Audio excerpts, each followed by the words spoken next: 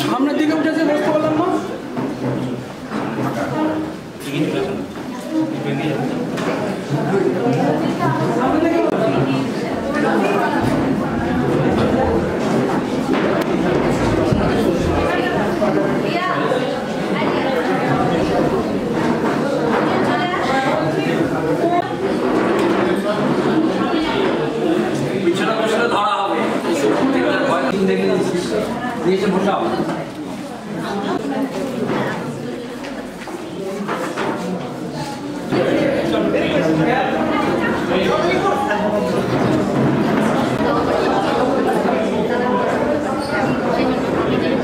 আমাদের স্টাফ যারা আছেন পেছন দিকে বসবেন, যতটা সম্ভব সামনে এগিয়েছেন।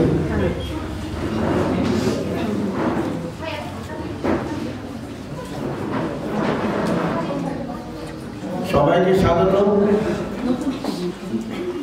আজকের এই শীতের দুপুরে একটু জবুতবু হয়ে গেছি আমরা, তাই আলোচনায় অংশগ্রহণ করবো আমরা। জুভেনাইল জাস্টিস, জুভেনাইল জাস্টিস, তার উপরে আলোচনা হবে।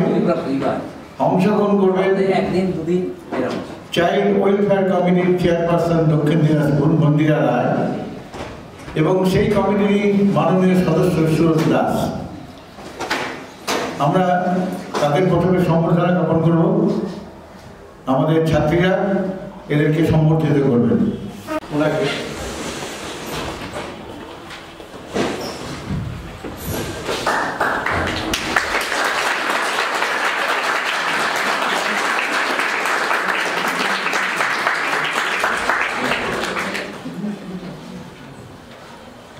বিদ্যালয়ের মহাবিদ্যালয়ের ছাত্রীরা সম্বর্ধনা জ্ঞাপন করছেন জেলা চাইল্ড ওয়েলফেয়ার কমিটির মাননীয় চেয়ারপারসন। এবার সম্বর্ধনা জ্ঞাপন করা হবে সুরজ দাস, মাননীয় সদস্য চাইল্ড ওয়েলফেয়ার কমিটি দক্ষিণ দিনাজপুর।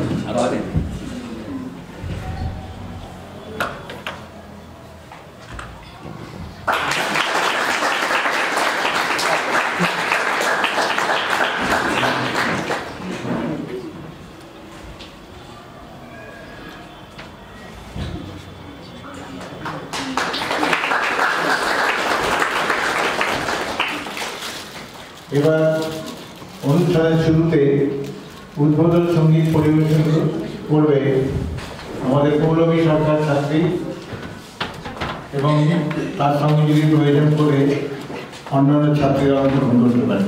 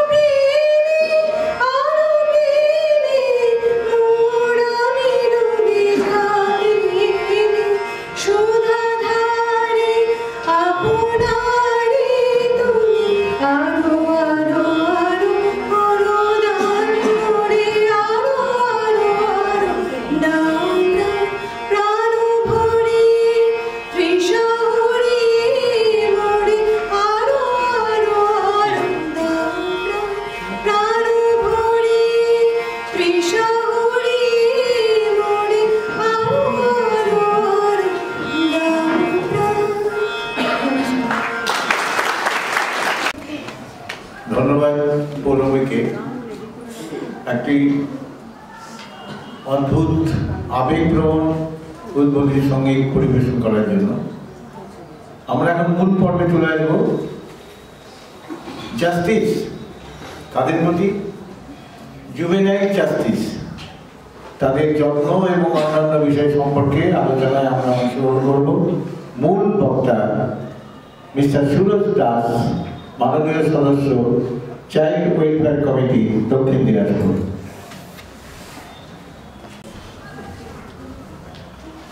সবাইকে নমস্কার।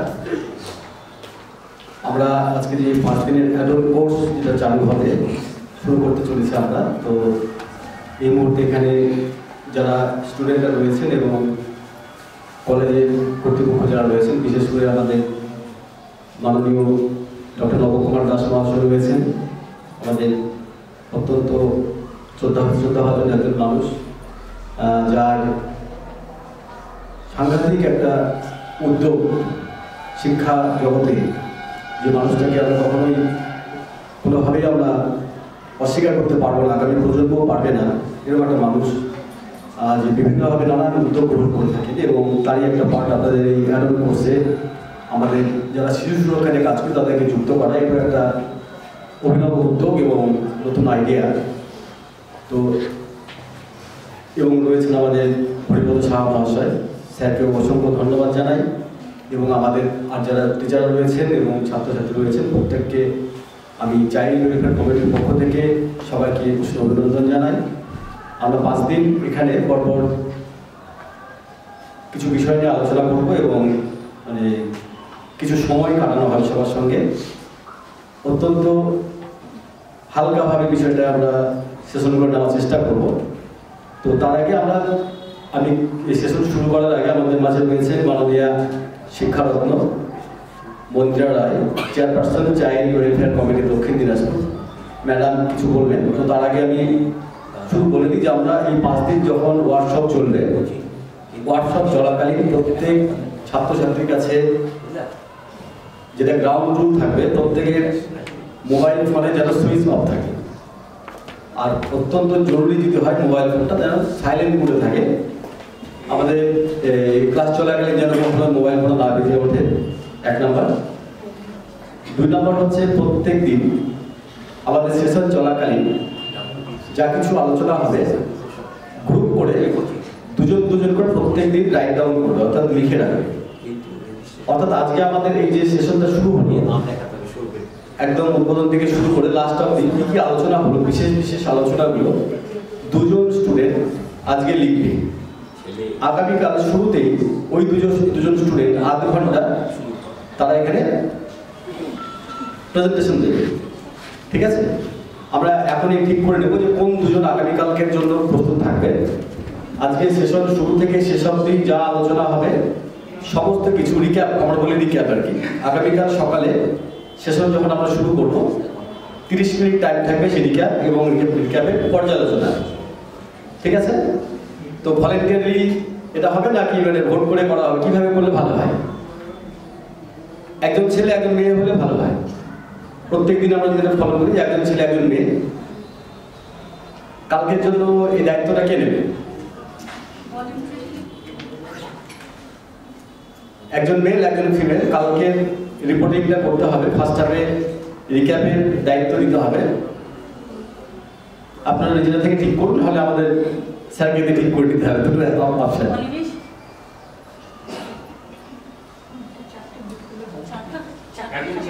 চারটা।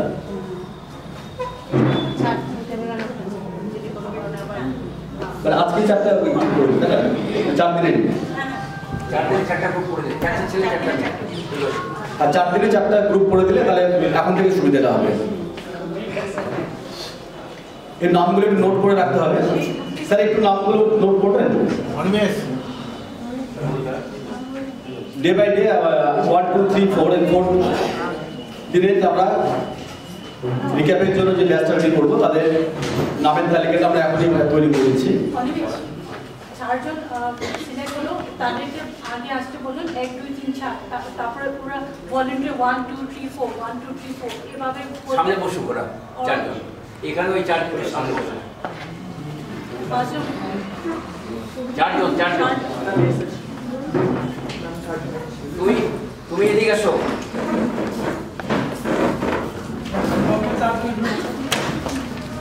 আচ্ছা, এই আপনারা কিন্তু অবশ্যই খাতা কলম নিয়ে বলবেন, প্রত্যেকটা নোট ডাউন করবেন।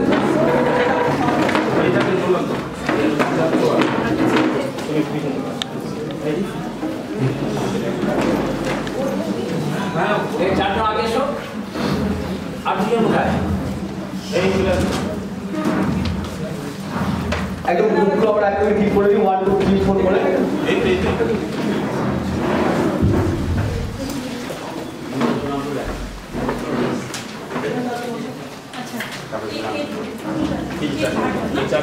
So group 1, 1, 2, 3, 4. ঠিক আছে?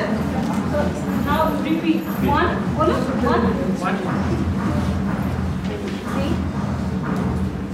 4, 1, 1,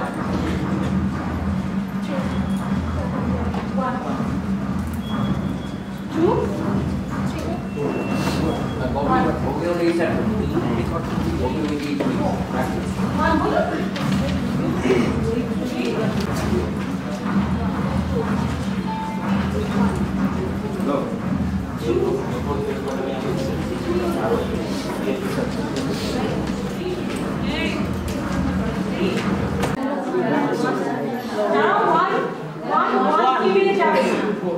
গ্রুপে যারা রয়েছেন, 1 একদিকে, 2 একদিকে, 3 একদিকে, 4 একদিকে,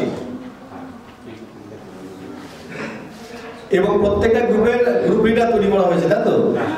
একজন ছেলে একজন মেয়ে। 1 নম্বর গ্রুপের গ্রুপ লিডার যারা হয়েছে তারা একদিকে চলে আসুন।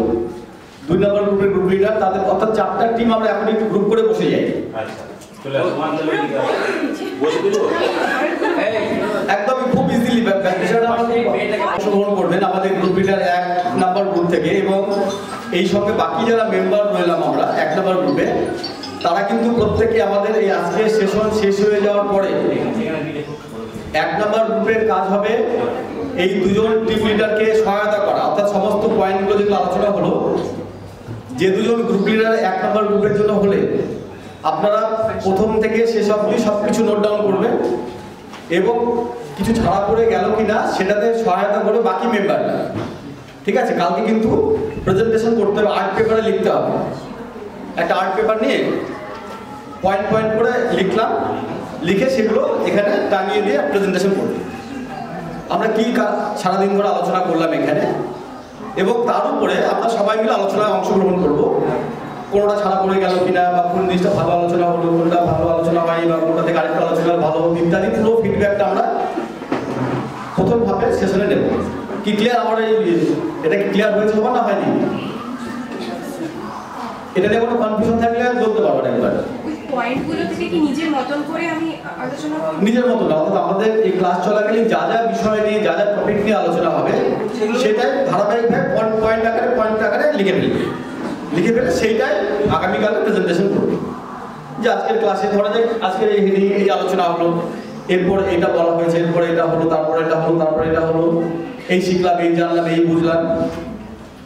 তারপরে কোনটা যে ছাড়া পড়ে বাকি যে টিম রইল, 2 নম্বর, 3 নম্বর এবং 4 নম্বর গ্রুপের কাজ হবে 1 নম্বর ওরা যে প্রেজেন্টেশনটা দেবে তার মধ্যে এমন কোনো পয়েন্ট ওরা ছেড়ে গেছে কিনা, বা এমন কোনো পয়েন্ট যেটা ভুল ব্যাখ্যা করেছে কিনা, বা এমন কোনো পয়েন্ট যেটা ওরা ঠিক মতন ডিসকাস করতে পারেনি, ওই কাজটা করবে বাকি টিম মেম্বাররা। 1 নম্বর গ্রুপ প্রেজেন্টেশন করে গেল, 2, 3, 4 এর কাজ হবে ওই প্রেজেন্টেশনের পরে নেক্সট আলোকপাত করা। সেকেন্ড ডেতে সেকেন্ড টিম করবে, বাকি এবারে 1, 3 আর 4 অংশগ্রহণ করবে। এইভাবে আমরা পরপর 4 দিনের এই সেশনটাকে নিয়ে যাব। সবাইকে ধন্যবাদ। আমি মাননীয় মন্দিরা রায়, শিক্ষারত্ন, চেয়ারপারসন, দক্ষিণ Dinajpur child welfare committee madam অনুরোধ করবো আজকে এই অনুষ্ঠানে শুরু করা এবং তার যে অভিজ্ঞতা রয়েছে সেই অভিজ্ঞতাটা একটু বাচ্চাদের সঙ্গে শেয়ার করা।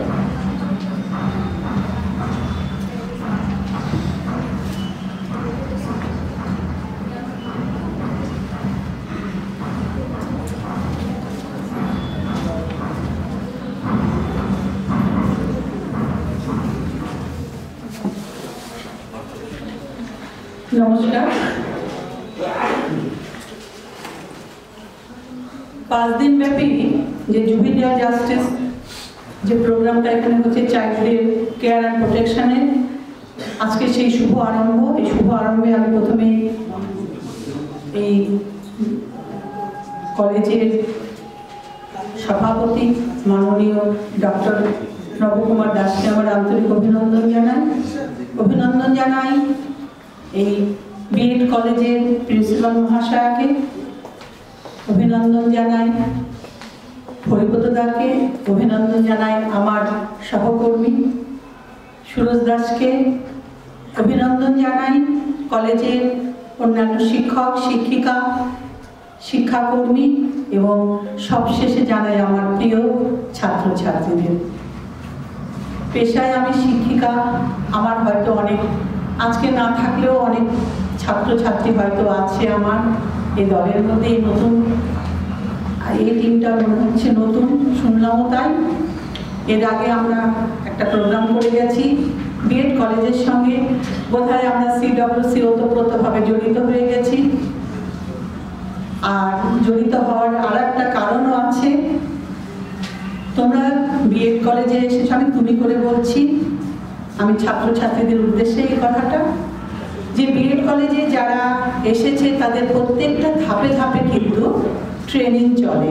হ্যাঁ, প্রত্যেকটা ধাপে ধাপে। যখন আমি বিএড কলেজ করেছি তখন আমারও মনে হয়েছে গাছে থেকে একটা পাতা যদি পড়তো, আমি মালদা বিএড কলেজ থেকে ট্রেনিং করেছি, সেই গাছতলায় যখন দাঁড়িয়ে থাকতাম গাছের পাতা যদি পড়তো, আমি দেখেছিলাম বড়দের সিনিয়রদের দেখেই আমি ওটা শিখেছি। আমরা সবাই দেখেই শিখি, কিন্তু কিছু কিছু আচরণ যেটা আছে সেটা আমরা দেখে শিখি, আর কিছুটা তো আমাদের যেটা লিখিত যেটা সেটা তো আমাদের বই থেকে মুখস্থ করে পড়তে হয়। এটা তো আমাদের শিক্ষার একটা পঠন পাঠনের এটা নীতি নিয়ম।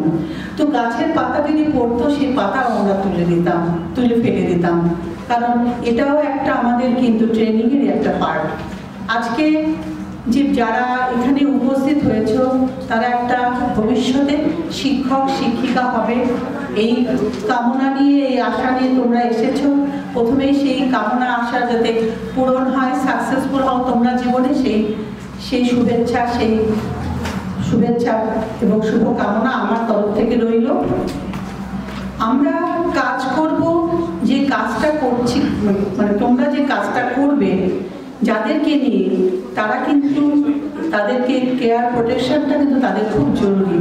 যেটা পড়ছে জুবিলিয়ার জাস্টিসের মধ্যে পড়ছে, যেটা তৈরি হয়েছে 1915।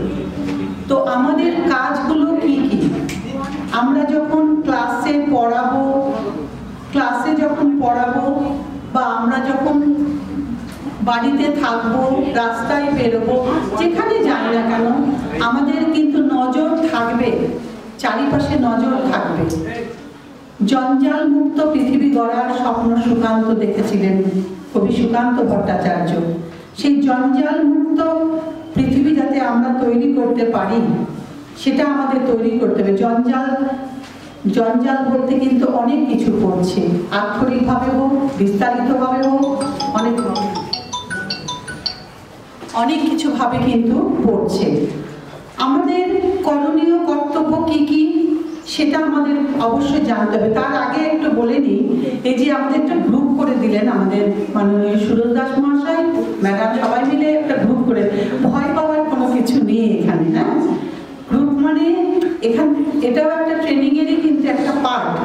তোমরা এখানে যা শিখছো কঠিন কোনো কথা নয় বাবা, এটা কোনো কঠিন কোনো কথা আমরা বলবো না, যেটা আমাদের দৈনন্দিন জীবনে আমাদের কাজে লাগবে, যেটা আমরা প্রতি মুহূর্তে আমাদের কাজ করতে গেলে আমরা আমাদের সম্মুখীন হতে হবে, সেগুলোই বলবো।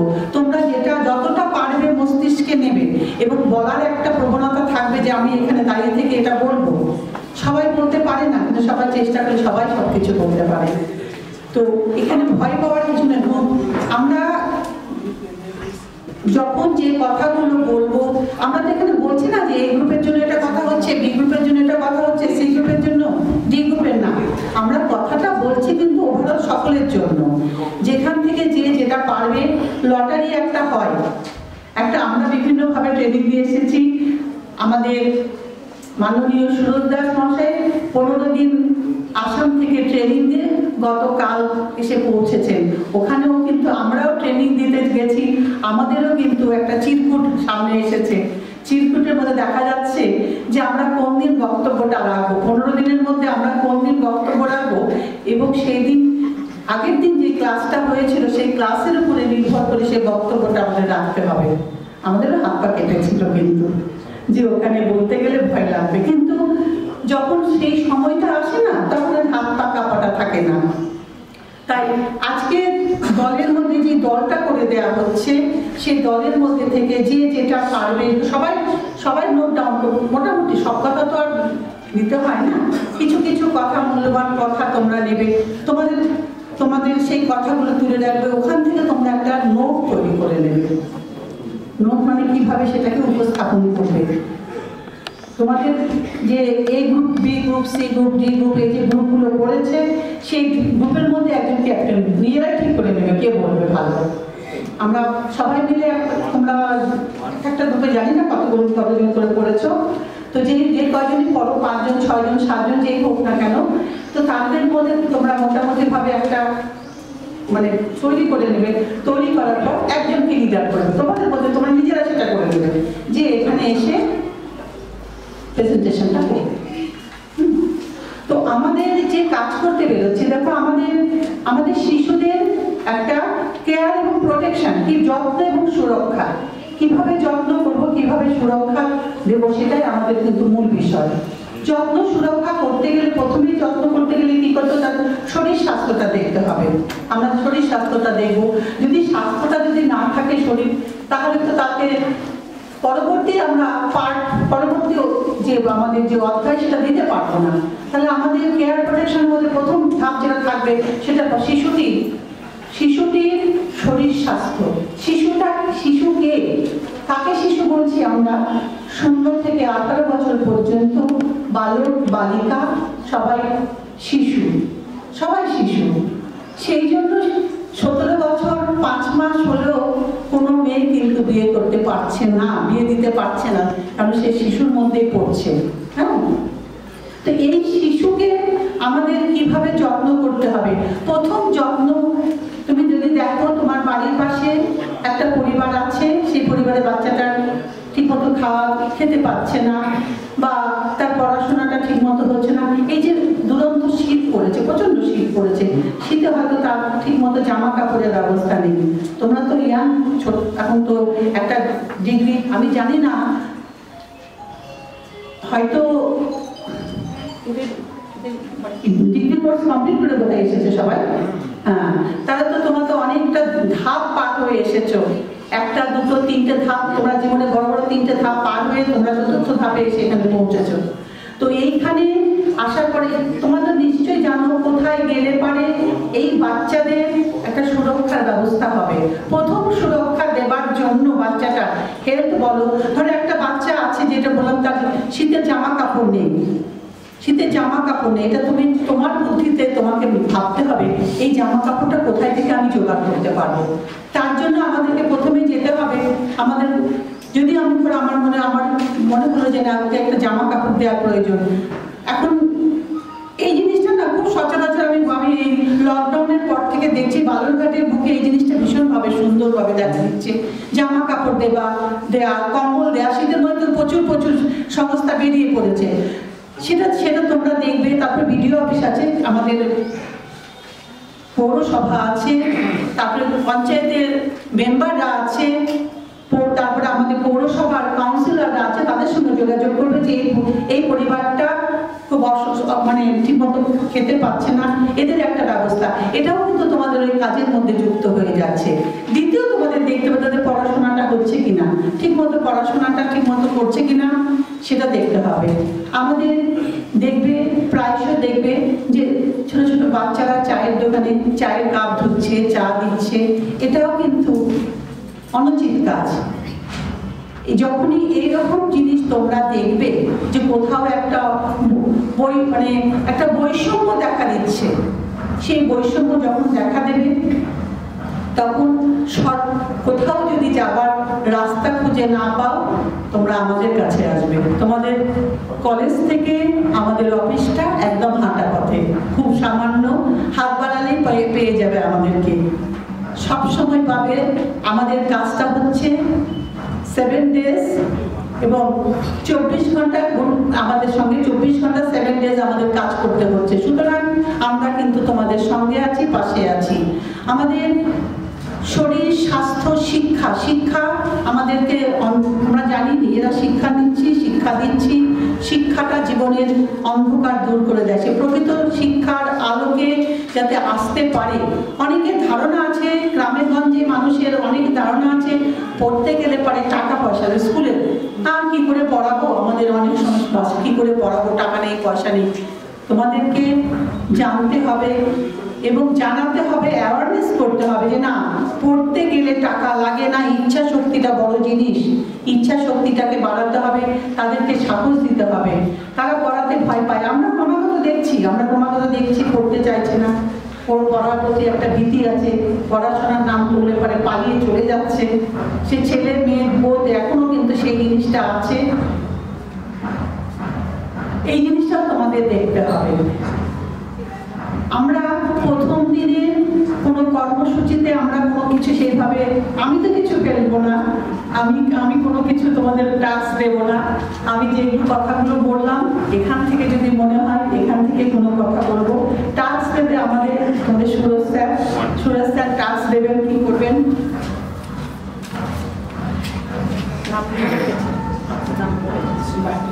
কতগুলো আছে? 12 জন। তো আমাদের একটা পার্ট, আমি আমাদের মাননীয় সুরজ দাসকে বলবো, উনি কোন পার্টটা নেবেন, কোন পার্টটাকে উনি করাবেন, সেই পার্টটা হয়ে গেলে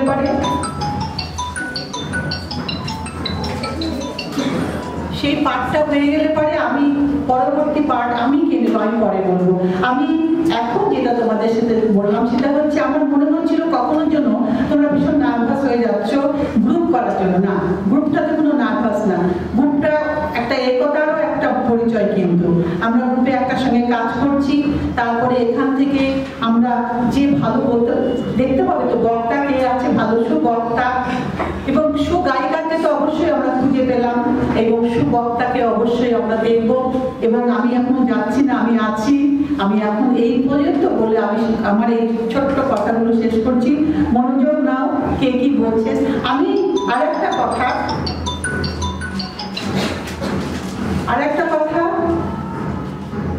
আমি সুরজ দাস বলার আগে আমি চাইবো যে আমাদের এই বিএড কলেজের ম্যাডাম কিছু বলুন। আমরা ম্যাডামকে আমি এই কারণে বলতে বলছি যে ম্যাডামের কথা আমাদেরও জানা দরকার আছে। আমরা শুধু বলতে আসিনি, আমরা শুনতেও এসেছি। সুতরাং ম্যাডাম কিছু বলবেন এবং হরিপদ দাস স্যার আছেন, নবদা আছেন, সবাই কিছু বলবেন এবং তাদের বলার উপর নির্ভর করেও আমরা আরো কিছু বলবো বলে আমি এখানে আপাতত আমি আমার এই কথাটা বন্ধ রাখছি। নমস্কার।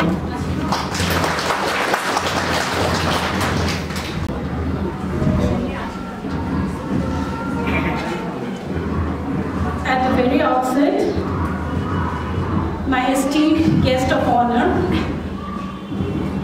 my dear teachers, the non-teaching staff, the entire fraternity of Balaghar B.Ed College, and my dear students, it's a great pleasure to have you all here. My great warm namaste to all of you. Well, we see that first, before coming to this point, আমরা, we know that we as a human being, আমাদের কিছু basic needs, তাই না? Basic needs রয়েছে, right? So sometimes we see that not going deep into this juvenile case. Now, as a teenager, all right, we feel that there's so much of আমাদের অনেক কিছু needs থাকে তাই না?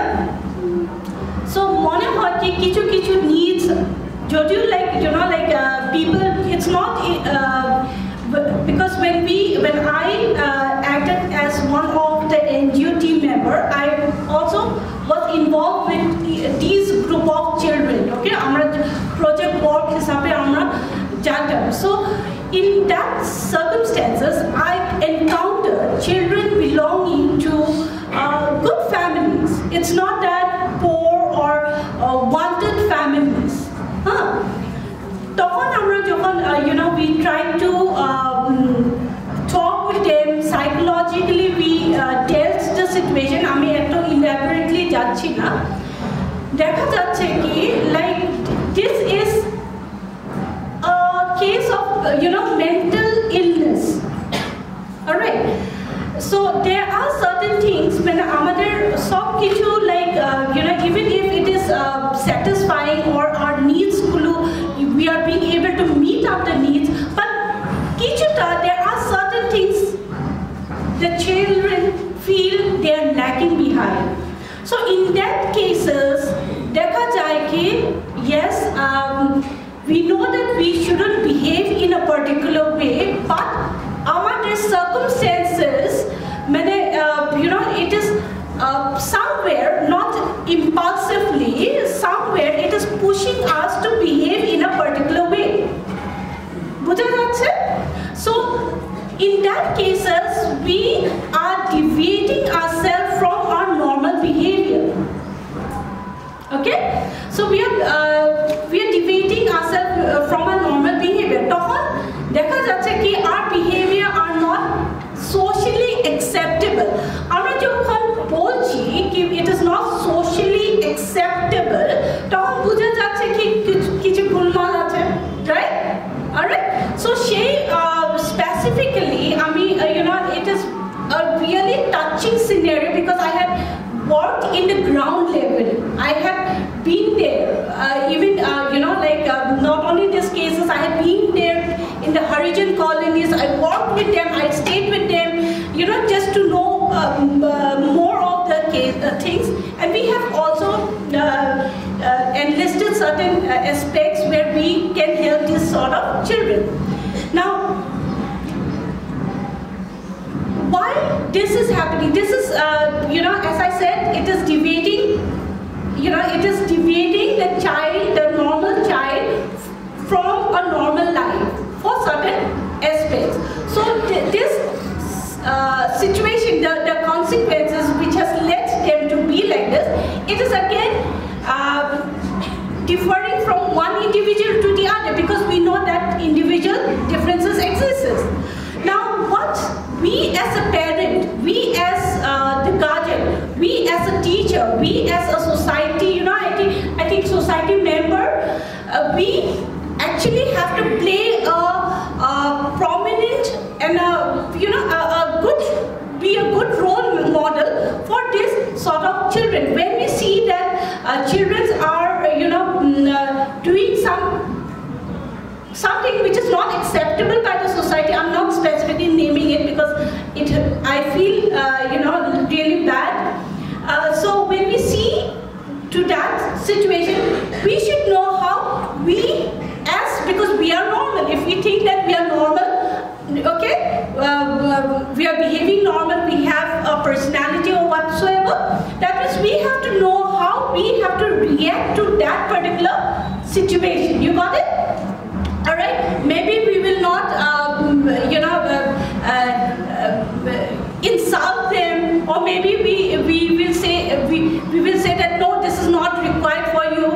Why you have done this? You need this sort of punishments, punishment. Now when we talked about the group, forming of group, আপনারা tension mode পড়ে যাচ্ছিলেন. What will happen? So that basic trauma, this is nothing. That basic trauma which a child faces, I think this is something we, as a normal being, we have to be trained, alright, to deal with this sort of situation. Our experts are here. Okay, so I would request them to elaborately speak on these issues so that we can handle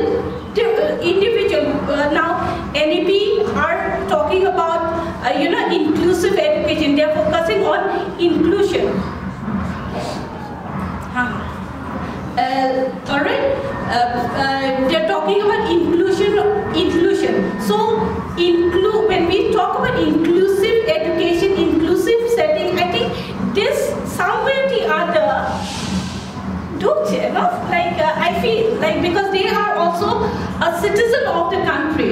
So with this, thank you so much, and I welcome once again to Bhagavad B.Ed College.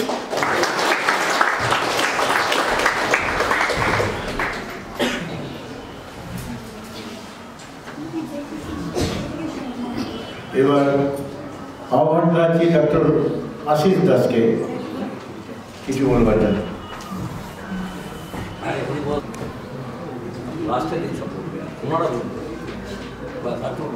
মঞ্চে উপবিষ্ট শ্রদ্ধেয় মাননীয় মন্দিরা রায়, আমার স্নেহধন্য ছাত্র সুজয় দাস এবং Balurghat B.Ed কলেজের অধ্যক্ষা এবং B.Ed কলেজের কর্ণধার মাননীয় ডক্টর নবকুমার দাস মহাশয় এবং উপস্থিত অন্যান্য বৃদ্ধজনেরা, আমার প্রিয় শিক্ষক, শিক্ষিকা, শিক্ষাকর্মী এবং ছাত্রছাত্রীবৃন্দ, আজকে যে অনুষ্ঠানে আমরা এসছি সেখানে আমাদের ভূমিকা খুবই নগণ্য। তবুও আমি M.Ed চাইল্ড সাইকোলজি অর্থাৎ মানে এডুকেশনাল সাইকোলজির একটা বিশেষ অংশ পড়াই বলে আমার সাথে এই বিষয়টার একটা সম্পর্ক আছে। সেই সম্পর্কর সাথে যুক্ত হয়ে বলতে পারি যে আজকে একটা কথা খুব মনে পড়ছে। আমাদের প্রাক্তন রাষ্ট্রপতি আব্দুল কালাম বলেছেন, if you salute our duty we need not required to salute anybody, but if you dilute our duties, we have to salute everybody. অর্থাৎ আমরা যদি আমাদের নিজের দায়িত্বগুলো সঠিকভাবে পালন না করি তাহলে সারা জীবন আমাদের অন্যদেরকে স্যালুট করে যেতে হবে, অন্যদের মুখাপেক্ষী হয়ে থাকতে হবে, নিজেরা স্বনির্ভর হব না। কিন্তু যদি আমরা নিজের ডিউটিকে স্যালুট করি তাহলে মেরুদণ্ড সোজা থাকবে। ওই শঙ্খ ঘোষের মতো একটা কবিতা, যেটা যে মেরুদণ্ড খুঁজে বেড়াচ্ছে, ঘরে চোর ঢুকেছে, চোর কেউ না, সেই চোরটি হঠাৎ দেখা পেয়েছে, বলছে যে আপনি এইভাবে হামাগুড়ি দিয়ে ঘুরে বেড়াচ্ছেন কেন? দেখা যাচ্ছে অনেকগুলো ব্যক্তি ওইরকম হামাগুড়ি দিয়ে ঘুরে বেড়াচ্ছে। বলছে আমরা খুঁজতে এসেছি মেরুদণ্ড, অর্থাৎ আমরা মেরুদণ্ডহীন মানুষ হয়ে পড়েছি। আমাদের নিজের কোনো স্বকীয়তা নেই, আমাদের নিজস্ব কোনো চিন্তা ভাবনা নেই, আমাদের সমস্ত কিছু হারিয়ে ফেলেছি। অন্যেরা যা বলে সেইটাই আমরা শুনি, আমরা অনুকরণ করি। আজকের দিনে এমন একটা উপস্থিত হয়েছে যে আমরা অনেকটা বার্নিং স্টুডেন্টস বা বার্নিং টিচার, বার্ন টিচার বলে, অর্থাৎ সব কিছুর মধ্যে নেগেটিভিজম। অর্থাৎ পড়ে কি হবে, B.Ed পড়ে কি হবে, চাকরি নাই তো, M.Ed পড়ে কি হবে, চাকরি নাই তো। অর্থাৎ আশার আলো দেখতে ভুলে গেছি আমরা। আজকের দিনে আমরা এই সমস্ত অনুষ্ঠানের আয়োজন এই জন্যই করছি যে আমরা তোমাদের যে মানসিক যে গঠন, যে গঠনটা জন্য যেটাকে বলা হয় সামাজিক বিকাশ, সোশ্যাল ডেভেলপমেন্ট, সেই সোশ্যাল ডেভেলপমেন্টের একটা বিশেষ অংশ তোমাদের কিন্তু উপেক্ষিত হচ্ছে। সেই জায়গাটা যাতে আরো এনরিচ করা যায় সেই উপলক্ষেই আজকে বৃদ্ধজনেরা এসছেন। তাদের কাছ থেকে তোমরা শুনবে, তোমরা নিজেরা সক্রিয়ভাবে অংশগ্রহণ করবে এবং এর থেকে তোমাদের যে মানসিক বৈশিষ্ট্য, মানসিক যে চরিত্র, সেটা তোমাদের আস্তে আস্তে উঠে পড়বে। এই সম্পর্কে একটা ছোট্ট গল্প বলে শেষ করছি, যে একটা পুকুরের ধারে অনেকগুলো চিল, গাংচিল, সেই গাংচিল তার মায়েরা তার বাচ্চাদের শেখাচ্ছে কি করে উঠতে হয় এবং খাবার সংগ্রহ করতে হয়। কিন্তু একটা দুরন্ত গাংচিলের বাচ্চা সে হঠাৎ তার ঠাকুরদা, ঠাকুমা, দিদার এদের কথার অবাধ্য হয়ে অনেক উপরে উঠতে শুরু করেছে। তখন সবাই তাকে গালমন্দ করতে শুরু করেছে যে কি অসভ্য ইতর ছেলে, আমাদের কথার অবাধ্য হয়ে সে অনেক উপরে উঠছে। সে উঠে গিয়ে আরো উপরে উঠে গিয়ে দেখছে যে একটা বিরাট পুকুর, বিশাল পুকুর, তার এখানে অনেক গাংচিল আছে এবং তাদের মা বাবারা শেখাচ্ছে যে আরে আরো উপরে ওঠো, আরো উপরে ওঠো, fly high, fly high, fly high, উপরে উঠে যাও, উপরে উঠে যাও, আরো উপরে উঠতে শেখাচ্ছে। মানসিক জোর, মানসিক শক্তি কিভাবে গঠন করতে হয় সেটা শেখাচ্ছে।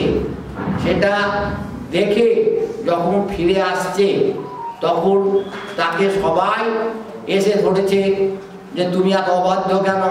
তখন সে তাদেরকে সেই গল্প বলল যে আমি দেখে আসলাম যে তোমাদেরও তাই, তোমাদেরও চিন্তা ভাবনাটাকে ছোট্ট একটা পুকুরের মধ্যে সংকীর্ণ না রেখে তোমরা, আমরা আশা করি তোমরা সেই গাংচিলটির মতো হবে, নিজের ব্যক্তিত্বের বিকাশ ঘটিয়ে তোমরা এই সমাজের যে সমস্ত কুদিক, সেই কুদিকগুলো না দেখে নিজেকে সঠিকভাবে চারিত্রিক উন্নতি বলো, সামাজিক উন্নতি বলো, প্রাক্ষবিক বিকাশ বলো, সমস্ত রকম বিকাশ ঘটাবে। এই আশা রেখে আমরা আজকের এই অনুষ্ঠান শুরু করতে চলেছি। আশা করি তোমরা সেটার থেকে অনেক উপকৃত হবে। এই বলে আমি তোমাদের সবাইকে ধন্যবাদ জানিয়ে বক্তব্য শেষ করছি।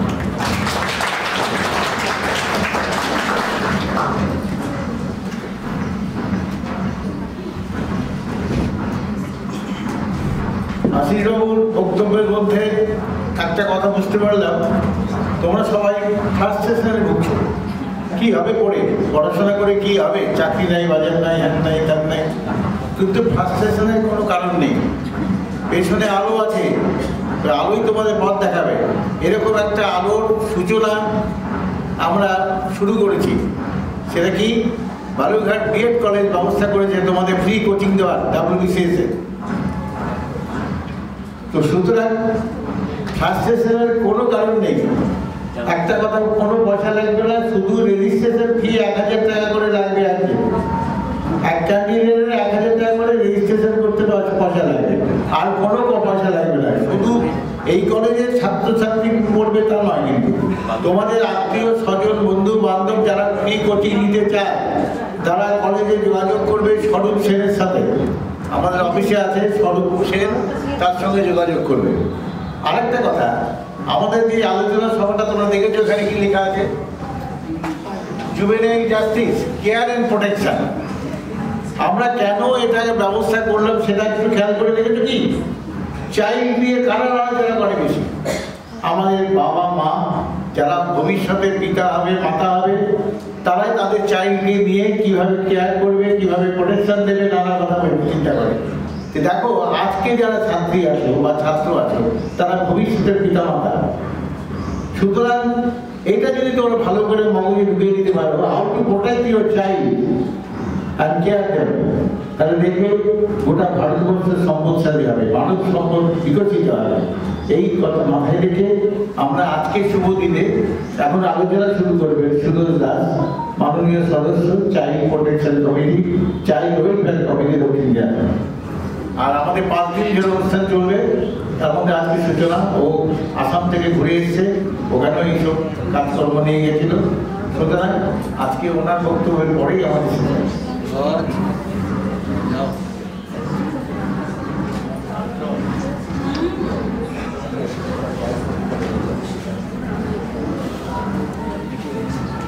সবাইকে আরও একবার অসংখ্য ধন্যবাদ জানাই। আমাদের মাঝে ইতিমধ্যে এসেছেন মাননীয় ডক্টর আশিস দাস মহাশয়, তাকেও অসংখ্য ধন্যবাদ জানাই। তো শুরু করছি আমার আজকের এই সেশন। মূলত আজকে আমি যেটা আলোচনা করব, শিশু ও তার অধিকার, এই বিষয়ের উপরে আজকের মূল ফোকাস থাকবে আমার এই সেশনটাতে, শিশু ও তার অধিকার। তো এখানে 18 বছর নিচে কেউ আছো এখানে? কোনো স্টুডেন্ট 18 বছর মানে 17, 18 পার হয়ে 19, 20 বছর বয়স কার আছে এখানে? 20, 21 মানে 17 তোমরা 18 পেরিয়ে এখন 19, 20, 21, 22 বা 25 যারা চলছে, মানে শিশু অবস্থা খুব একটা বেশি দিন হয়নি তোমরা পেরিয়ে এসেছো, তাই না? বেশিরভাগ কত তোমার 22, তার মানে 4 বছর হলো। 4 বছর আগে চাইল্ড ছিল, তাই না? তো আজকে আমাদের মূলত এই শিশু সংক্রান্ত বিষয় নিয়ে যেহেতু কথা বলবো, সুতরাং বারবার ঘুরে ঘুরে আমরা এই শিশু বিষয়গুলোই আসবে আর কি। এবং আমরা একবার চেষ্টা করবো সবাই শিশু হয়ে যাওয়ার। তোমরা যারা রয়েছে তোমরা খুব অল্প দিন হলো শিশু থেকে পূর্ণ বয়স্কতে পদার্পণ করেছো, আমরা একটু বেশি দিন হয়ে গেল, কিন্তু আমরা সবাই চেষ্টা করি আজকে এই 5 দিন আমরা সবাই যেন শিশু হয়ে যাই, মানে বাচ্চা হয়ে যায়। এক দার্শনিক বলতেন যে কিছু শিখতে গেলে সবার আগে নিজেকে বাচ্চা হয়ে যেতে হয়। তা আমরা একবার সবাই ফিরে যাব আমাদের সেই শিশুকালে, কিশোরকালে। তো শিশু কিশোর নিয়ে অনেক ধরনের বক্তব্য আছে, কথা আছে, সমস্যা আছে, আমাদের ভুল বোঝাবুঝি আছে, আইনের মতো অনেক ব্যাখ্যা রয়েছে, এক এক জায়গায় এক কথা বলা আছে, কে শিশু এনে বিস্তর তর্ক বিতর্ক রয়েছে। তো আমি তার আগে জেনে নেব যে এখানে এক নাম্বার গ্রুপ তোমাদের কাছে জেনে নিই যে শিশু বলতে আমরা কি বুঝি। তোমরা একটু নিজেরা যদি বলতে যে শিশু কাকে বলে, একটু ধারণা যদি তোমাদের থাকে একটু শুনে নিই। 1 নাম্বার গ্রুপ যে কেউ বলতে পারো, মানে এরকম নয় যে তোমাকেই বলতে হবে, যে কেউ বলো যে শিশু বলতে কি বুঝি। শিশু বলতে আমরা সাধারণত একদম যারা ছোট সদ্যজাত থেকে 10 বছর অবধি যারা, তাদেরকে আমরা মোটামুটি শিশুই বলতে পারি, যার কোনো বিশেষ এরকম কোনো জ্ঞান বা ধারণা জন্মায়নি। ওকে, আচ্ছা 1 নম্বর গ্রুপ থেকে একটা ধারণা পেলাম, ওরা বললো যে 10 বছর অবধি আর যাদের কোনো জ্ঞান হয়নি এরকম তারা শিশু। আচ্ছা 2 নম্বর গ্রুপে কারা রয়েছে? তোমাদের কোনো ধারণা শিশু বলতে আমরা কি বুঝি? 2 নম্বর গ্রুপ। 2 নম্বর গ্রুপ ওরা একটা খুব ভালো ধারণা দিয়েছে। অভিজিৎ রায় আছে তো, বলো। ওপিনিয়ন দিয়ে যে ভুল হতে পারে, ভুল হোক না, কোনো অসুবিধা নেই, বলো। মানে ভুল বলে কিছু নেই, প্রথমে মনে রাখবে ভুল বলে কিছু নেই, সবই ঠিক। শিশু বলতে স্যার আমরা বুঝি যে কম বয়সের মধ্যে যাদের মধ্যে শেখার চাহিদাটা বেশি থাকে, ওকে ঠিক, সবকিছু তাড়াতাড়ি তারা ক্যাচ করতে পারে। 2 নম্বর গ্রুপ থেকে ধারণা পেলাম। এবার 3 নম্বর গ্রুপ, মানে এটা কিন্তু কোনো মানে পরীক্ষা নাম্বার পাওয়ার বিষয় নয়, কিন্তু ওপেন। আমরা সবাই কনফিউজ, আমি নিজেও কনফিউজ, যতদিন ধরে চাইল্ড সেক্টরে কাজ করে আমি এখনো কনফিউজ। অদ্রিজা হালদার 3 নম্বর, অদ্রিজা হালদার বলো বলো your opinion। ম্যাডাম তো তোমাদের হিন্ট দিয়ে দিয়েছেন। 0 থেকে 12 বছর। বেশ, আর কেউ? 4 নম্বর গ্রুপ। স্যার শিশু বলতে আপনারা বললেন যেমন 0 থেকে 18 বছর, তো কিন্তু আমরা তো জেনে এসেছি 0 থেকে সেই 10 বছর 12 বছর পর্যন্ত। তো এই ব্যাপারটার মধ্যে বাচ্চাদের মধ্যে যে উচ্ছলতা ভাব থাকে, যে চাঞ্চল্য ভাব থাকে, খুশির যে ভাব থাকে, এবং তাদের মধ্যে শেখার প্রবণতা তো সবচেয়ে বেশি। Thank you. অনেকগুলো পয়েন্ট আমার উঠে আসলো, তাই কি না?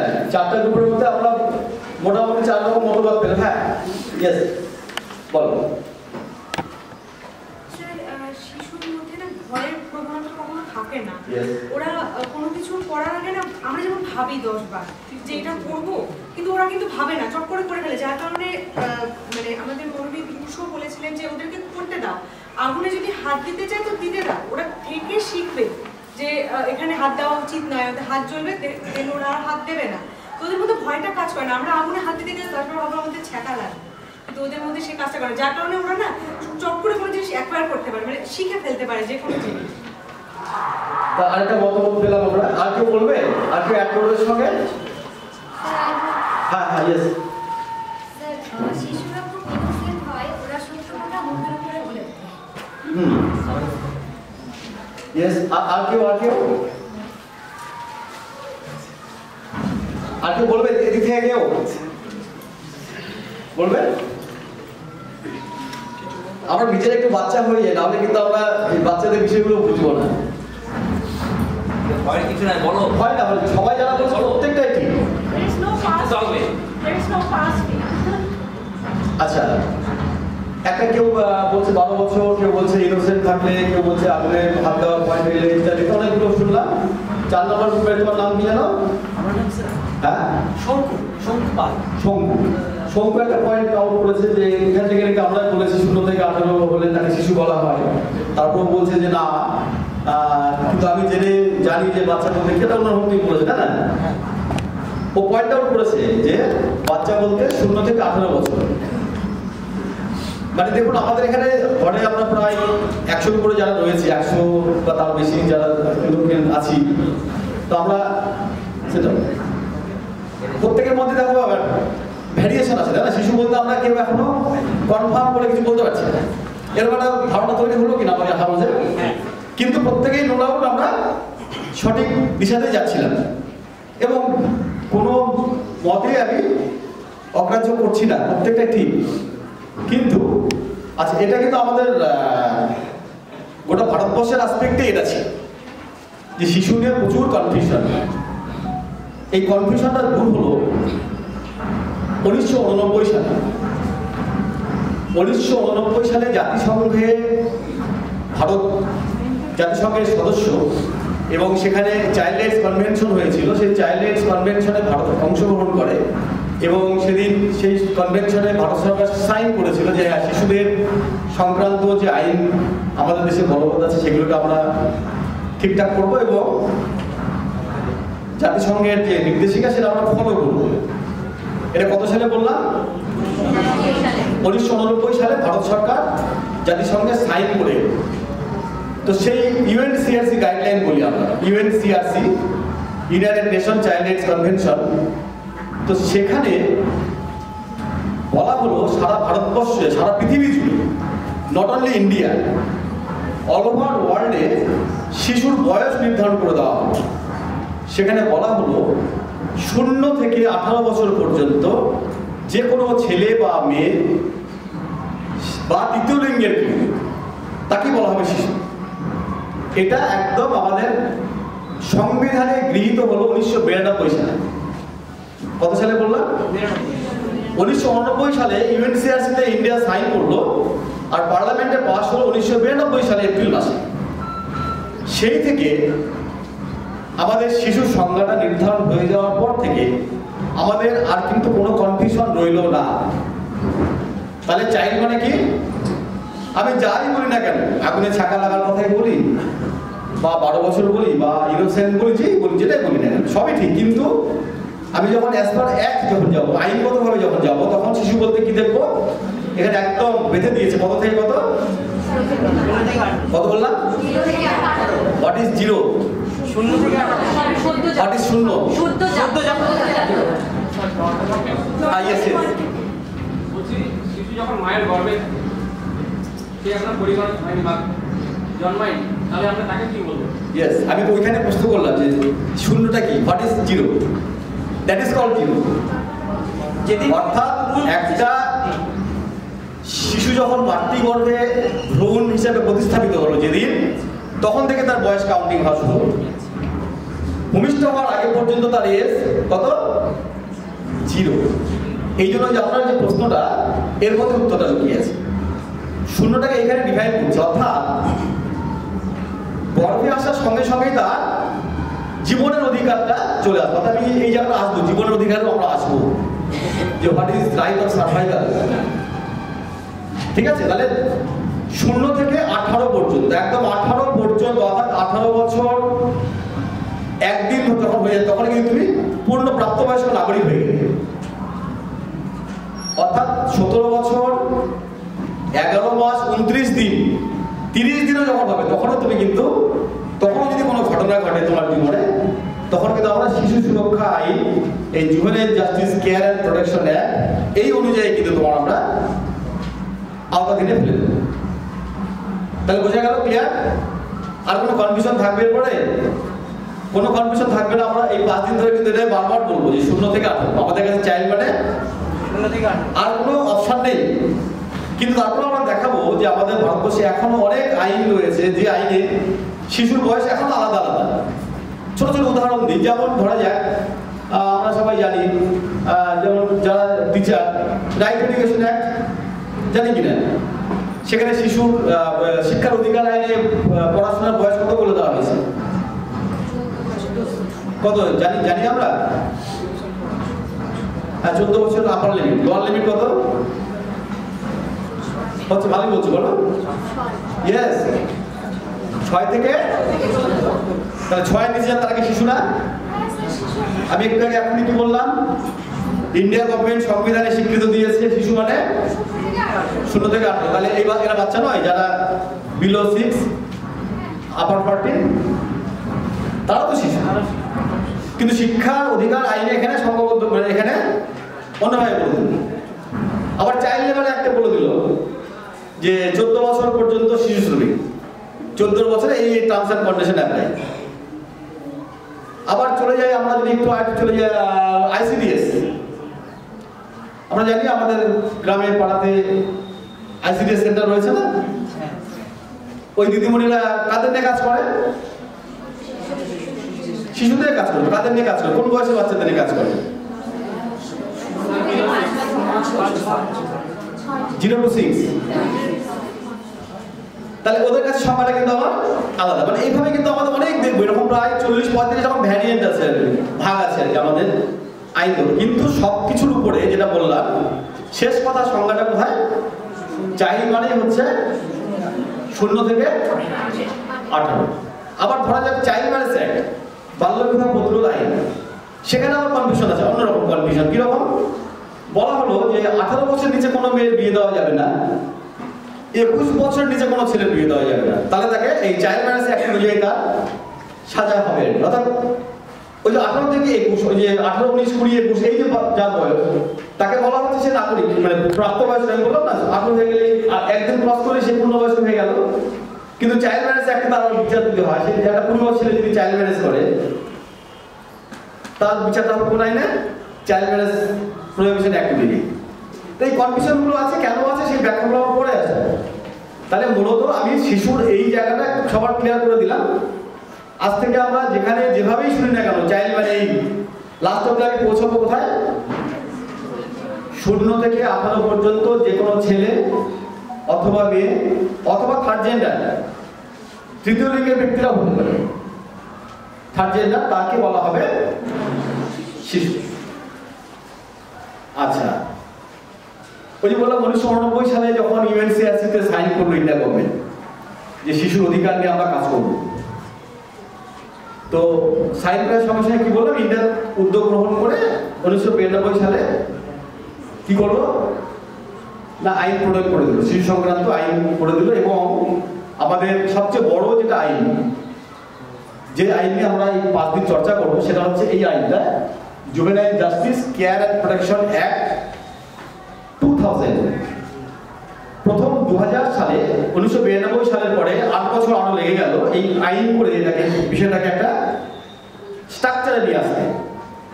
2000 সালে প্রথম juvenile justice care and protection act আমাদের দেশে লাগু হলো। ঠিক আছে, শিশু সুরক্ষা সংক্রান্ত আইন। তারও আগে আইনটা ছিল, এই আইনটা জন্ম তারও আগে, কিন্তু রেক্টিফাই করে আপনার ইউএনসিআরসি সাইন আমরা কোথায় চলে আসলাম? 2000 সালে এটা চলে আসলাম আমরা। তারপর এটাকে আবার এই 2000 সাল থেকে 15 সাল অবধি কাজ করতে গিয়ে আমাদের নানান ধরনের বিষয় ইস্যু আসলো, যেখানে রেক্টিফাই করার প্রয়োজন হয়ে পড়ল। 2015 সালে এই আইনটাকে আবার কিছু চেঞ্জ করা হলো, কিছু ঢোকানো হলো, কিছু বাদ দেওয়া হলো, হয়ে নতুন যে আইনটা হলো সেটা juvenile justice care and protection act 2015 নতুন করে আইনটা সংশোধিত হলো পার্লামেন্টে। তারপরেও 2020 সালে আবার রেকটিফাই হয়। আমাদের কাছে আমার লাস্ট লেটেস্ট যেটা মডেল 2020 সালের juvenile justice care and protection act অনুযায়ী আমরা চলছি, কিন্তু মেজর অ্যাক্ট কিন্তু 2015 অর্থাৎ 2015 সালের যে আইনটা সেটাতেও কিছু সংশোধনী করে নিয়েছে, 2020-তে কিছু করা হয়েছে, কিন্তু মেজর 95% আমাদের এই 15 সালে যেটা আইন তাতে আমরা কভার করে যাচ্ছি। আচ্ছা, এবার আমরা আসছি, তো শিশুদের তো আইন হয়ে গেল। আইন মানে হচ্ছে অধিকার আর কর্তব্য, তাই আমরা তো ওই প্রত্যেকটা পাঠ্যপুস্তকে দেখি না মৌলিক অধিকার মৌলিক কর্তব্য লেখা থাকে না, প্রায় টেক্সট বুকে দেখা যায়, সংবিধানের প্রস্তাবনা ইত্যাদিতে রাখা থাকে কিনা। তো শিশুর যে অধিকার, juvenile justice care and protection মানে যত্ন এবং সুরক্ষা, তাই তো? যত্ন এবং সুরক্ষাটা দেবো কিসের উপর ভিত্তি করে? এই আইনটার উপর ভিত্তি করে দেবো। এবার আইনটা যখন আমি প্রয়োগ করছি, কিসের উপর প্রয়োগ করছি? তার তো একটা জায়গা লাগবে, সেই জায়গাটা কি? অর্থাৎ সেখানে চলে আসবে রাইটস অফ এ চিলড্রেন, শিশুদের অধিকার। শিশুদের অধিকারগুলো কি আমরা সবাই গ্রুপ নাম্বার 1 তোমাদের কাছ থেকে একটু জেনে নিতে চাই যে শিশুদের অধিকার কি কি কি অধিকার আছে, একটা বাচ্চা কি কি অধিকার থাকা দরকার। কোন বাচ্চা? 0 থেকে 18 পর্যন্ত। আমরা কিন্তু দুটো পুরোটা দিয়ে আসবো, কত বললাম? 0 থেকে 18। এই 0 থেকে 18 বছর বাচ্চাদের কি কি অধিকার থাকা দরকার? খাদ্যের অধিকার, বাসস্থানের অধিকার। ইয়েস, দুটো পয়েন্ট বলেছে, খাদ্যের অধিকার, বাসস্থানের অধিকার, বস্ত্রের অধিকার, ইয়েস, শিক্ষার অধিকার। এক নম্বর গ্রুপ শেষ করবো আগে। কটা বলেছো? 4টি। কি কি আবার? খাদ্যের অধিকার, বাসস্থানের অধিকার, বস্ত্রের অধিকার এবং শিক্ষার অধিকার। আচ্ছা, গ্রুপ নাম্বার 2 কোন আর কিছু অ্যাড করবে এর মধ্যে? এর মধ্যে অ্যাড থাকলে পরে বলবে, বা যদি মনে হয় এটা ভুল বলে তাহলে বাদ দেবো। বেঁচে থাকার অধিকার, নোট করো, যা বলবে সব নোট হবে।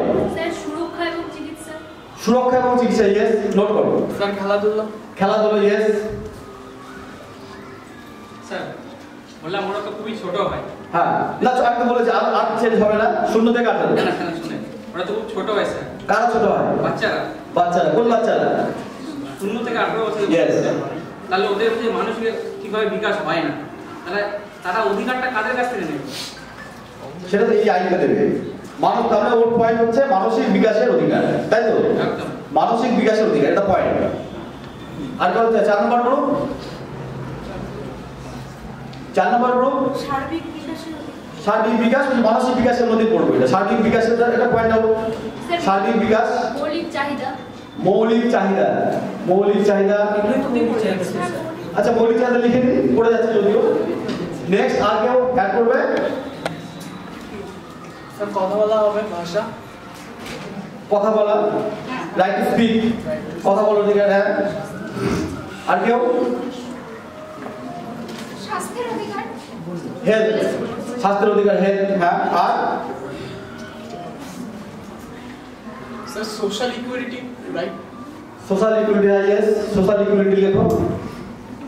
আর হচ্ছে অনেক পয়েন্ট পেয়ে গেছি, কিন্তু খুব ভ্যালুয়েবল পয়েন্ট, এবং প্রত্যেকটা আমরা দেখবো এই আইনটা খুলে গিয়ে প্রত্যেকটা যতগুলো বলেছে একটাও তোমরা ভুল বলনি, এবং একটাও মানে আমাদের যে অবজেক্টিভ রাইটস তার থেকে তোমরা বাদ যায়। আর কেউ অ্যাড করবে? আর কিছু আছে? হ্যাঁ, জীবিকার অধিকার, মানে বৃত্তি বা জীবিকা যেটা না, 18 বছর পরে জীবিকা থাকবে না বাচ্চা। স্যার নাগরিকদের 18 বছর পরে নাগরিক হবে। স্যার নেম এন্ড ন্যাশনালিটি তো জন্মের পর বাই বার্থ পেয়ে যাচ্ছে। ইয়েস। স্যার অর্থনৈতিক ও যৌন শোষণ থেকে সুরক্ষার অধিকার। অর্থনৈতিক ও যৌন শোষণ থেকে সুরক্ষার অধিকার। হ্যাঁ, যৌন শোষণের হাত থেকে অধিকার, অর্থাৎ তাকে সুস্থভাবে বাঁচার অধিকার। হ্যাঁ, এটা একটা পয়েন্ট হতে পারে। যৌন শোষণের হাত থেকে বাঁচার অধিকার অবশ্যই থাকবে 100%। নেক্সট আর কেউ?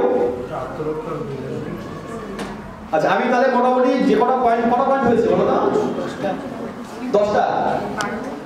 আচ্ছা, এবার আমি মোটামুটি একবার পড়ে যাই। হ্যাঁ, আমি মানে স্লাইডে দেখাতে পারছি না কারণ একটু ডিস্টার্ব আছে আমাদের প্রজেক্টটাতে, কালকে থেকে হয়তো আশা করতে পারবো, তার জন্য মোবাইল দেখে একটু বলছি। হ্যাঁ, যেমন 1 নম্বর হচ্ছে সকলের সমান অধিকার।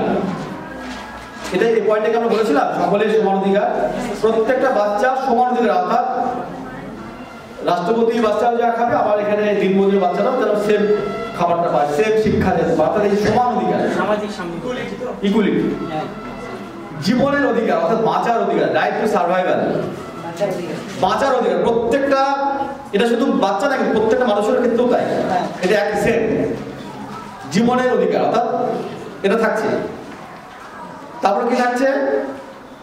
স্বাধীনতার অধিকার, এটা অনেকের পয়েন্টে এসছে, এটা স্বাধীনতার অধিকার অর্থাৎ আমি স্বাধীনভাবে ইন্ডিপেন্ডেন্টলি থাকবো, বাঁচবো, ইন্ডিপেন্ডেন্টলি কথা বলবো, যে কথা বলার কথা বলেছেন একজন, শোষণ থেকে বাঁচানো, যেটা যৌন শোষণের কথা বলেছেন তুমি, এটার সঙ্গে পয়েন্ট মিলছে, শোষণ থেকে বাঁচার অধিকার, সাংস্কৃতিক এবং শিক্ষার অধিকার, এডুকেশনের কথা বলেছি আমরা প্রায় সবাই এটা বলেছি, হ্যাঁ, আর কি বলেছি? সাংস্কৃতিক অধিকার অর্থাৎ এর একটা পয়েন্ট তোমরা বললে যে কালচার, নিজস্ব যে যে কালচার থেকে বড় হচ্ছে সেটাকে বাঁচিয়ে রাখা, আর একটা মত প্রকাশের অধিকার, প্রত্যেকটা শিশুর অধিকার রয়েছে তার মত প্রকাশে। দেখবে এটা বাচ্চাদের ক্ষেত্রে ভীষণভাবে বিঘ্নিত হয় মত প্রকাশের অধিকার, অর্থাৎ তাকে কথা বলতে দেওয়া হয় না। ধরো আমি অ্যাজ এ টিচার, তুমি অত বলতে যাচ্ছ ভাই তুই থাম, তুই বাচ্চা আছিস, তুই জানিস না, বাড়িতে বাবা মা তাই করে, বাবা বাবা জানো তো এই হয়ে যায়, তুই থাম তো, এখন থাম, তুই বাচ্চা, তুই কিছু বুঝিস না, অর্থাৎ তার কথা বলার অধিকার দেওয়া হয় না। এটা কিন্তু বাড়ি থেকে শুরু করে সমস্ত জায়গায় কিন্তু আমরা এটা কিন্তু কম বেশি একটু চোখ কান খোলা রাখলেই দেখতে পাবো, প্রতিনিয়ত এটা দেখা যায়, মত প্রকাশ বিকৃত হয়। তাহলে মত প্রকাশের অধিকার কিন্তু রয়েছে, হতে পারে সে ভুল বলতেই পারে, কিন্তু আমি মত দিতেই পারি। আরেকটা হচ্ছে পুষ্টির অধিকার, পুষ্টি খাবার, যার উপরে বেস করে ICDS centre, right to nutrition. আর কি জানার অধিকার, এটা খুব হয় তাই না, বাবার কাছে জানতে চাইছে, মার কাছে, মা মা এটা কেন হলো, মা এই তুই থাম তো এখন, মা তোমার সিরিয়াল দেখাতে ব্যস্ত, এরকম হয় না, ও জানতে চাইছে, শিখতে চাইছে, আমরা তাকে থামিয়ে দিচ্ছি, চাপিয়ে দিচ্ছি, এটা কিন্তু করা যাবে না, এটা কিন্তু ভায়োলেশন, রাইট, বাচ্চার রাইট কিন্তু আমি খর্ব করছি, এটা কিন্তু আমাদের এই আইন অনুযায়ী বিচার হতে পারে তার। তাহলে অবশ্যই তাহলে কি বললাম, জানার অধিকার রয়েছে। আচ্ছা, স্বাস্থ্য যত্নের অধিকার তোমরা বলেছো, এটা হেলথ এবং যত্ন বলতে কেয়ার, কেয়ার অ্যান্ড হেলথ অবশ্যই লাগবে। অন্যায় বা অপব্যবহার থেকে বাঁচার অধিকার, একটা বাচ্চার উপর কোনো রকম অন্যায় করছি বা তার উপরে আমরা কোনো রকম অত্যাচার করছি, তার থেকে বাঁচার অধিকার, ওই ও বলেছিল তাও খুব সুন্দর করে। শোষণ থেকে বাঁচার অধিকারটা বলেছি। এটা কাস্টিজম নিয়ে আমরা নাম ও জাতির অধিকার, যে কালচারাল যে বিষয়টা মধ্যে চলে আসে, বিনোদনের অধিকার, প্রত্যেকটা বাচ্চার কিন্তু বিনোদন করবার অধিকার রয়েছে। এখনকার বাবা মারা কিন্তু বাচ্চাদেরকে বিনোদন করতে আমরা দিই না বলতে চলে, তাই না? ঘুম থেকে উঠে টিউশন যা, টিউশন থেকে এসে স্কুলে যা, স্কুল থেকে এসে আবার টিউশনে যা, খেলতে যা, এই খেলাটা একদম শিডিউল করে দেওয়া, এতটা থেকে এতটা অবধি খেলা, এতটা থেকে এতটা অবধি গান, অর্থাৎ তাকে তার মতন করে কিন্তু আমরা বিনোদনে সময় দিই না। এটা পরে আমরা আরো বিস্তারিত আলোচনা করব। পরিবারের সঙ্গে থাকার অধিকার, প্রত্যেকটা বাচ্চা পরিবারের সঙ্গে থাকবে, এটা মোটামুটি নো ডাউট প্রত্যেকটা বাবা মাই চায় যে তার সঙ্গে যেন বাচ্চা থাকে। কিন্তু এরপরও দেখা যায় যে প্রচুর বাচ্চা আমাদের, বিশেষ করে আমাদের চাইল্ড ওয়েলফেয়ার কমিটিতে প্রচুর বাচ্চা আসে যারা এরকম পরিবার থেকে বিচ্ছিন্ন হয়ে আছে। যেমন সুভাষগঞ্জে যায়, কত বাবা মা থেকে বিচ্ছিন্ন শিশুরা মানে, হ্যাঁ, খুব মানে অমানবিকভাবে জীবনযাপন করছে। তো তাদেরকে পরিবারের সঙ্গে থাকার অধিকার আমাকে দিতে হবে, আমাদের কাজটা হচ্ছে তাকে পরিবারে ফিরিয়ে দেওয়া, তার বাবা মার কাছে ফিরিয়ে দেওয়া। এটা একটা আমাদের বড় চ্যালেঞ্জিং কাজ। এবং আরেকটা বড় পয়েন্ট হচ্ছে অংশগ্রহণের অধিকার, রাইট টু পার্টিসিপেশন। এইটাও ভীষণভাবে বিঘ্নিত হয় সর্বত্র।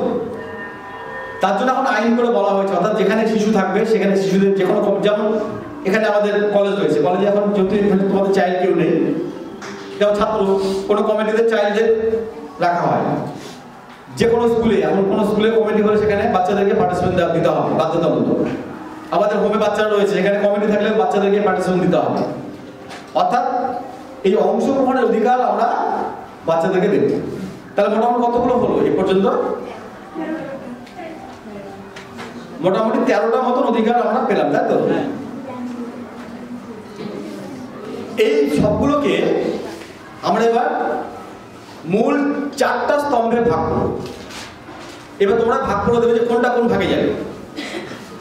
মূলত আমরা যারা চাইল্ড রাইটস নিয়ে কাজ করি বা শিশু সুরক্ষা নিয়ে কাজ করি, আমরা সবসময় এই 4টা স্তম্ভের কথা বলি যে আমাদের শিশুদের সুরক্ষা 4টা স্তম্ভের উপর দাঁড়িয়ে আছে। নাম্বার 1 হচ্ছে রাইট টু সার্ভাইভ। কি বললাম? Right to survive. Number 2 right to development. Right to development. Number 3 right to protection. Right to protection. And number 4 right to participation. এই 4টা স্তম্ভ।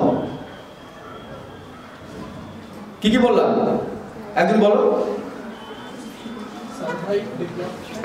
একটা survive, develop, protection, participation. Survive means বেঁচে থাকা। অর্থাৎ আমরা যে আগে পয়েন্টগুলো আলোচনা করলাম, এটা কোন কোন পয়েন্টের মধ্যে আছে দেখে নাও একটু। জীবনের অধিকার, জীবনের অধিকার, তারপরে হচ্ছে ওই বাঁচার সমান অধিকার। আমরা একটু 2 মিনিট টাইম দিচ্ছি, আমরা একটু ওই কোনটা কার মধ্যে যাচ্ছে আমরা একটু সবাই মিলে একটু ঠিক করে নিই। আমরা আগে যে 13টা পয়েন্ট আমরা অ্যাড করে দিই। Right to survive, right to protection, right to development and right to participation.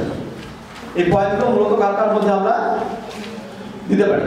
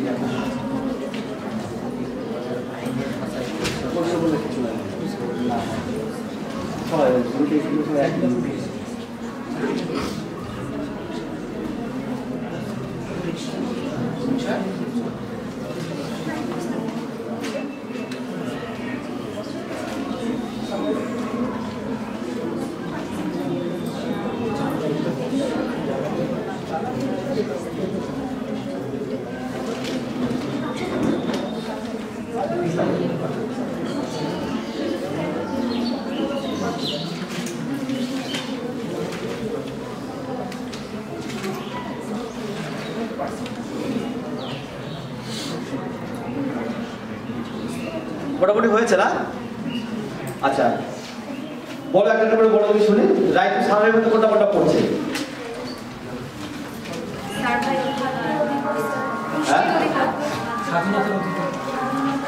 স্বাধীনতার অধিকার, জীবনের অধিকার, জীবনের অধিকার, বেঁচে থাকার অধিকার, বেঁচে থাকার অধিকার, খাদ্য, বস্ত্র, বাসস্থানের অধিকার, পুষ্টির অধিকার, পুষ্টির অধিকার, ডেভেলপমেন্টের মধ্যে পুষ্টি ডেভেলপমেন্টে দাও। আচ্ছা তার নেক্সট খাদ্য, বস্ত্র, বাসস্থানের অধিকার, খাদ্য, বস্ত্র, বাসস্থান, যেটা এটা একটা সার্ভাইভাল কিছু ডেভেলপমেন্ট করতে আছে। নেক্সট জানার অধিকার, জানাদের কোথায় দেবো? এটা ডেভেলপমেন্টে দিতে পারবো। সংস্কৃতি, ওটা পার্টিসিপেট দিতে পারি। সব ডেভেলপমেন্ট। হ্যাঁ সংস্কৃতি এবং শিক্ষার অধিকার, এটা কোথায় দেবো? ডেভেলপমেন্ট। ডেভেলপমেন্ট। হ্যাঁ আচ্ছা বিনোদনের, বিনোদনটা কোথায় দেবো? ডেভেলপমেন্ট। আমি বিনোদনে যখন থাকবে আমার কি হবে? মেন্টাল ডেভেলপমেন্ট হবে।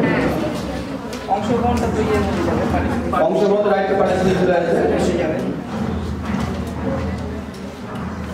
শিক্ষার অধিকার কোথায় যাবে? ডেভেলপমেন্টে। স্বাধীনতার অধিকার কোথায় যাবে? শোষণ থেকে বাঁচার অধিকার, প্রোটেকশন। সাংস্কৃতিক এবং শিক্ষার অধিকার, সাংস্কৃতিক এবং শিক্ষার অধিকার কিছুটা পার্টিসিপেট, কিছু ডেভেলপমেন্ট আছে। পুষ্টির অধিকার,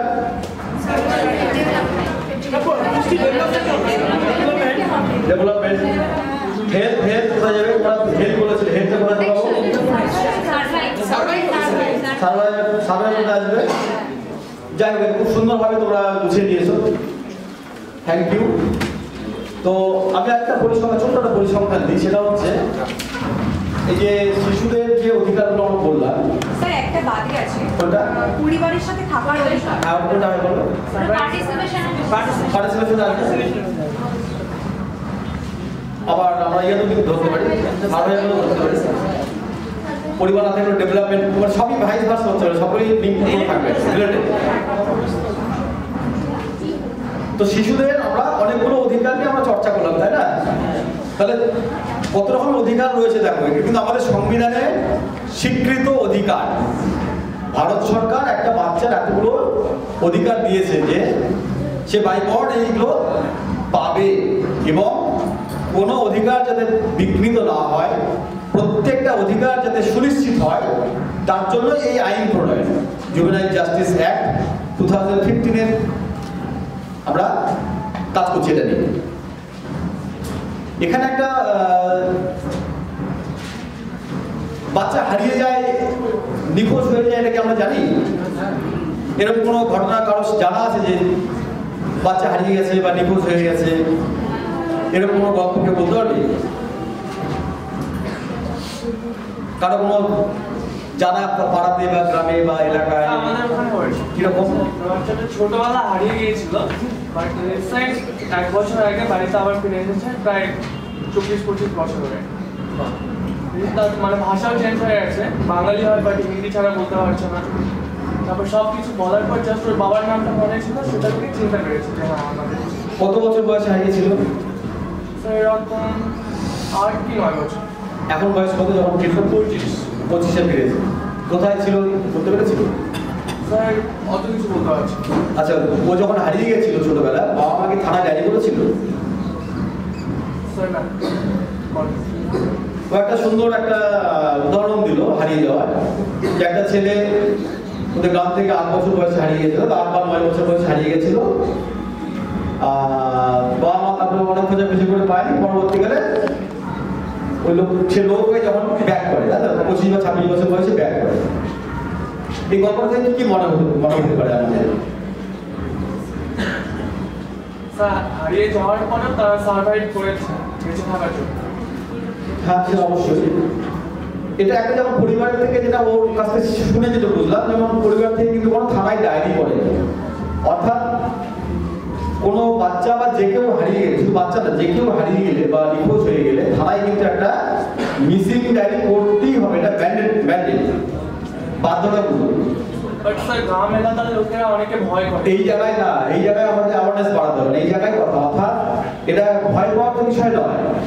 আমার বাচ্চা বাড়ি থেকে হারিয়ে গেল মানে 24 ঘন্টার মধ্যে সে যদি না ফিরে আসে, বা আমি যদি না জানি সে কোনো সেফটি সিকিউরিটি জোনে রয়েছে, এটা যতক্ষণ আমি না জানছি ততক্ষণ পর্যন্ত আমি কিন্তু থানায় ডায়েরি করার আমার অধিকার রয়েছে। এটাকে বলি আমরা মিসিং ডায়েরি। কি বোঝা গেল?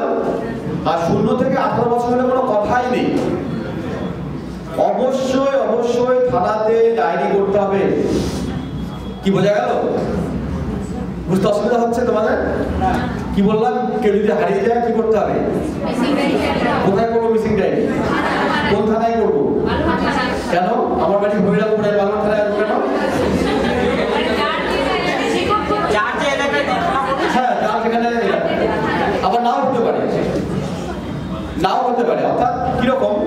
আমার বাড়ি ধরা যায় বালুরঘাটে, আমি কলকাতায় গেছি আমার ছোট্ট বাচ্চাকে নিয়ে, আমার বাচ্চার বয়স 10 বছর, স্টেশন থেকে বাচ্চাটা হারিয়ে গেল, আমার হাত ধরাই ছিল, হঠাৎ করে খুঁজে পাচ্ছি না, এদিক ওদিক খুঁজে পাচ্ছি, তখন আমি কোথায় কোন থানায় বালুরঘাটে সে কেস করবো? কোথায় করবো? একদম আমি যদি শিয়ালদা স্টেশন হারাই, শিয়ালদা থানার ওই রেলওয়ে স্টেশন আছে, রেলওয়ে জিআরপি থানা, ওখানে গিয়ে ডায়েরি করবো। অর্থাৎ কজ অফ ইনসিডেন্ট, ঘটনাটা যেখানে ঘটে, মূলত কজ অফ ইনসিডেন্ট, ওখানে আমরা কিন্তু ডায়েরি করি। মেবি ওখানে নাও হতে পারে। আমি ট্রেনে উঠে পড়েছি, ট্রেনে উঠে দেখছি আমার বাচ্চা ছাড়া পড়ে গেছে স্টেশনে, ততক্ষণে আমি ধরা জায়গায় আমি নৈহাটি চলে এসেছি। বা আরো পেরিয়ে চলে এসেছি, ব্যান্ডেলে চলে এসেছি, বা তারও পার হয়ে চলে এসেছি, আমি পাকুড়ে চলে এসেছি, সাপোজ আমি কি আবার ঘুরে যাবো ওখানে নাকি করবো? আমি ওই স্টেশনে নেমে কেস করতে পারি, অথবা আমি বালুরঘাটে এসেও ডায়েরি করতে পারি। অর্থাৎ নির্ভর করবে ইনসিডেন্টের গভীরতার উপরে এবং সেই যে লোকটা ডায়েরি করতে যাবে তার সেই সময় পরিস্থিতির উপরে। ডায়েরি যে কোনো জায়গায় হতে পারে, ভারতবর্ষের যে কোনো থানায় যে কোনো মুহূর্তে যে কোনো ঘটনার উপরে ডায়েরি করা যেতে পারে। এটা কি তোমাদের জানা ছিল? ধরা যাক আর তামিলনাড়ু থেকে একটা লোক বালুরঘাটে এসে কোনো সমস্যা হয়েছে, এখানে কেসটা করতে পারেনি, ও পুনরায় ফিরে গিয়ে তামিলনাড়ুতে কেস করবে। এটা করতে পারবে কি পারবে না? কেন পারবে?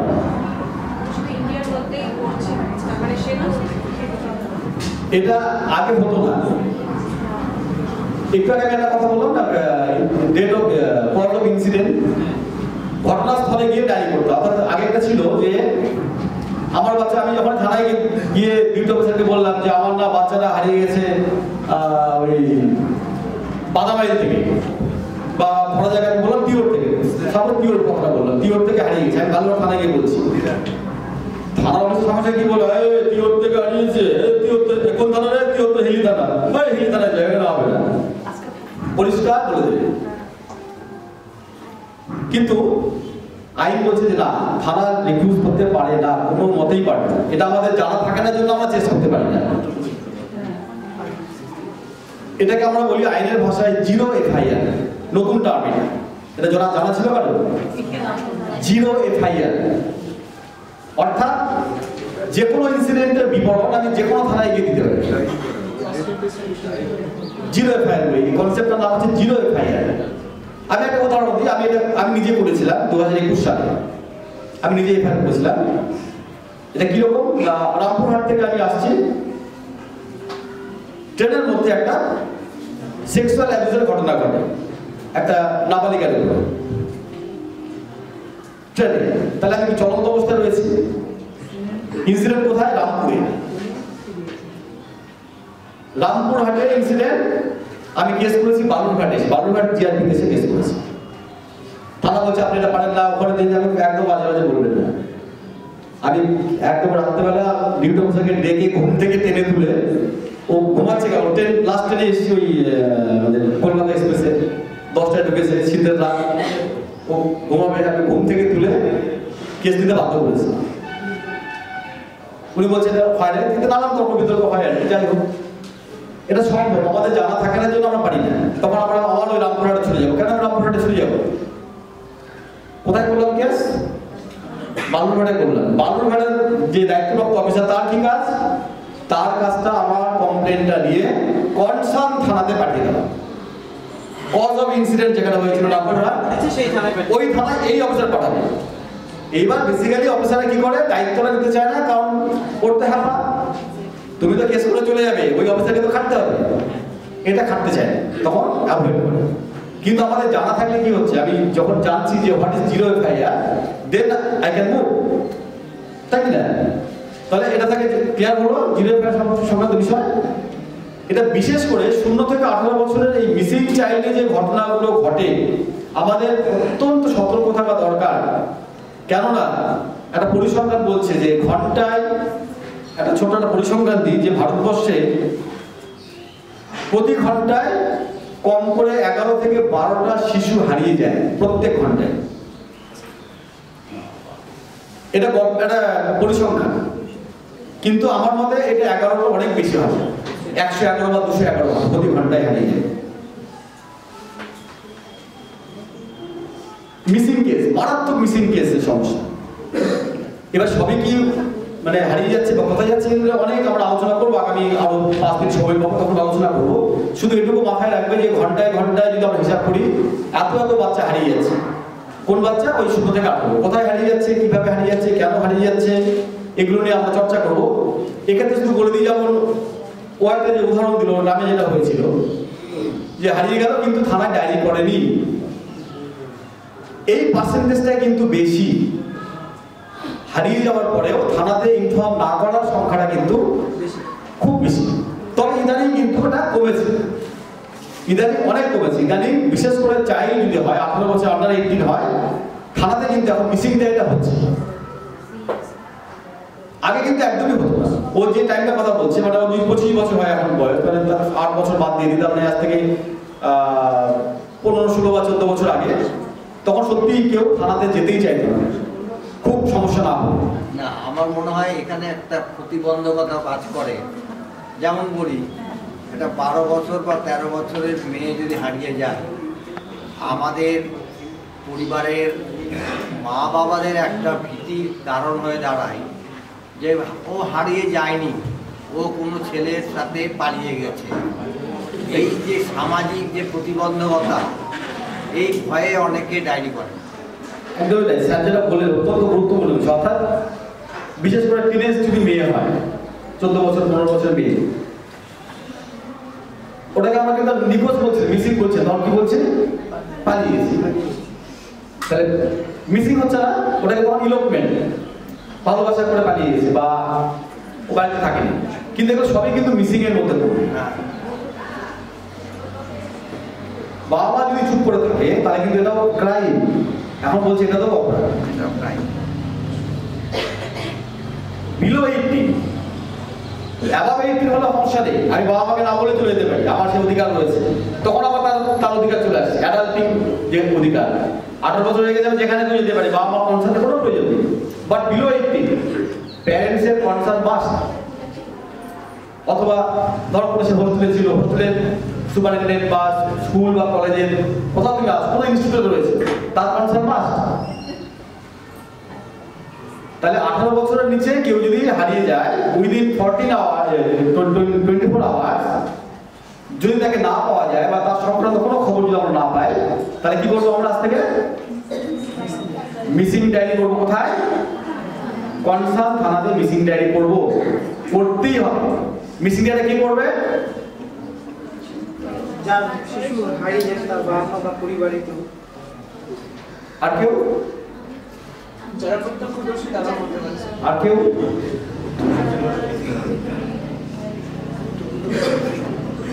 কে থানা ডায়েরিটা করবে কি? এটা কনফিউশন হয়, আমার এখনো কনফিউশন। ডায়েরিটা করবে কি? প্রথমত তার বাবা যে শিশুটা বাবা নেই, মা নেই, তাহলে পাড়ার কেউ মানে পাড়ার লোক কেউ করতে যাচ্ছে না, তাহলে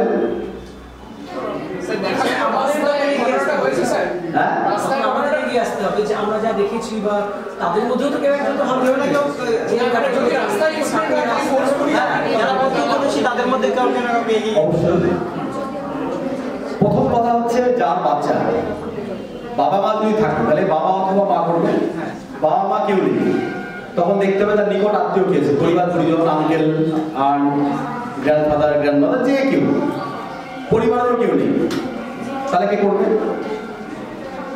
পাড়া প্রতিবেশী করতে পারবে। পাড়া প্রতিবেশী এগিয়ে আসছে না, যে কোনো স্বেচ্ছাসেবী হতে পারে, যে কোনো ভলেন্টারি, অর্থাৎ আমি গিয়ে করতে পারি। এনি পার্সন মিসিং ডায়েরি করতে পারে। আমি যদি বাচ্চার ডিটেলস জানতে পারি, ধরা যাক আমাদের সুবর্ণ একটা বাচ্চা হারিয়ে গেল, তো স্কুলে যাচ্ছিল, তারণচন্দ্র স্কুলে যাচ্ছিল, ওখান থেকে রাস্তা থেকে হারিয়ে গেছে, তাহলে মিসিং ডায়েরি কে করবে? হোমের যিনি সুপারিনটেন্ডেন্ট তিনি করবে, বা হোমের কোনো স্টাফ করবে, তার তো বাবা মা নেই। তাহলে মিসিং ডায়েরিটাকে যে কেউ করতে পারে। অনেক সময় থানা অনেক সময় ঘুরিয়ে দেয়, আরে বাবা মানে যে তুই কেন আসছিস, তখন বলতে হবে যে এটা অধিকার, আমার দাবিটা ভুল না মিথ্যা আপনি ইনকোয়ারি করুন, করে জানুন, তাহলে এটা আমরা করতে পারি। হ্যাঁ, 24 ঘন্টার পরে মিসিং ডায়েরিটা হবেই।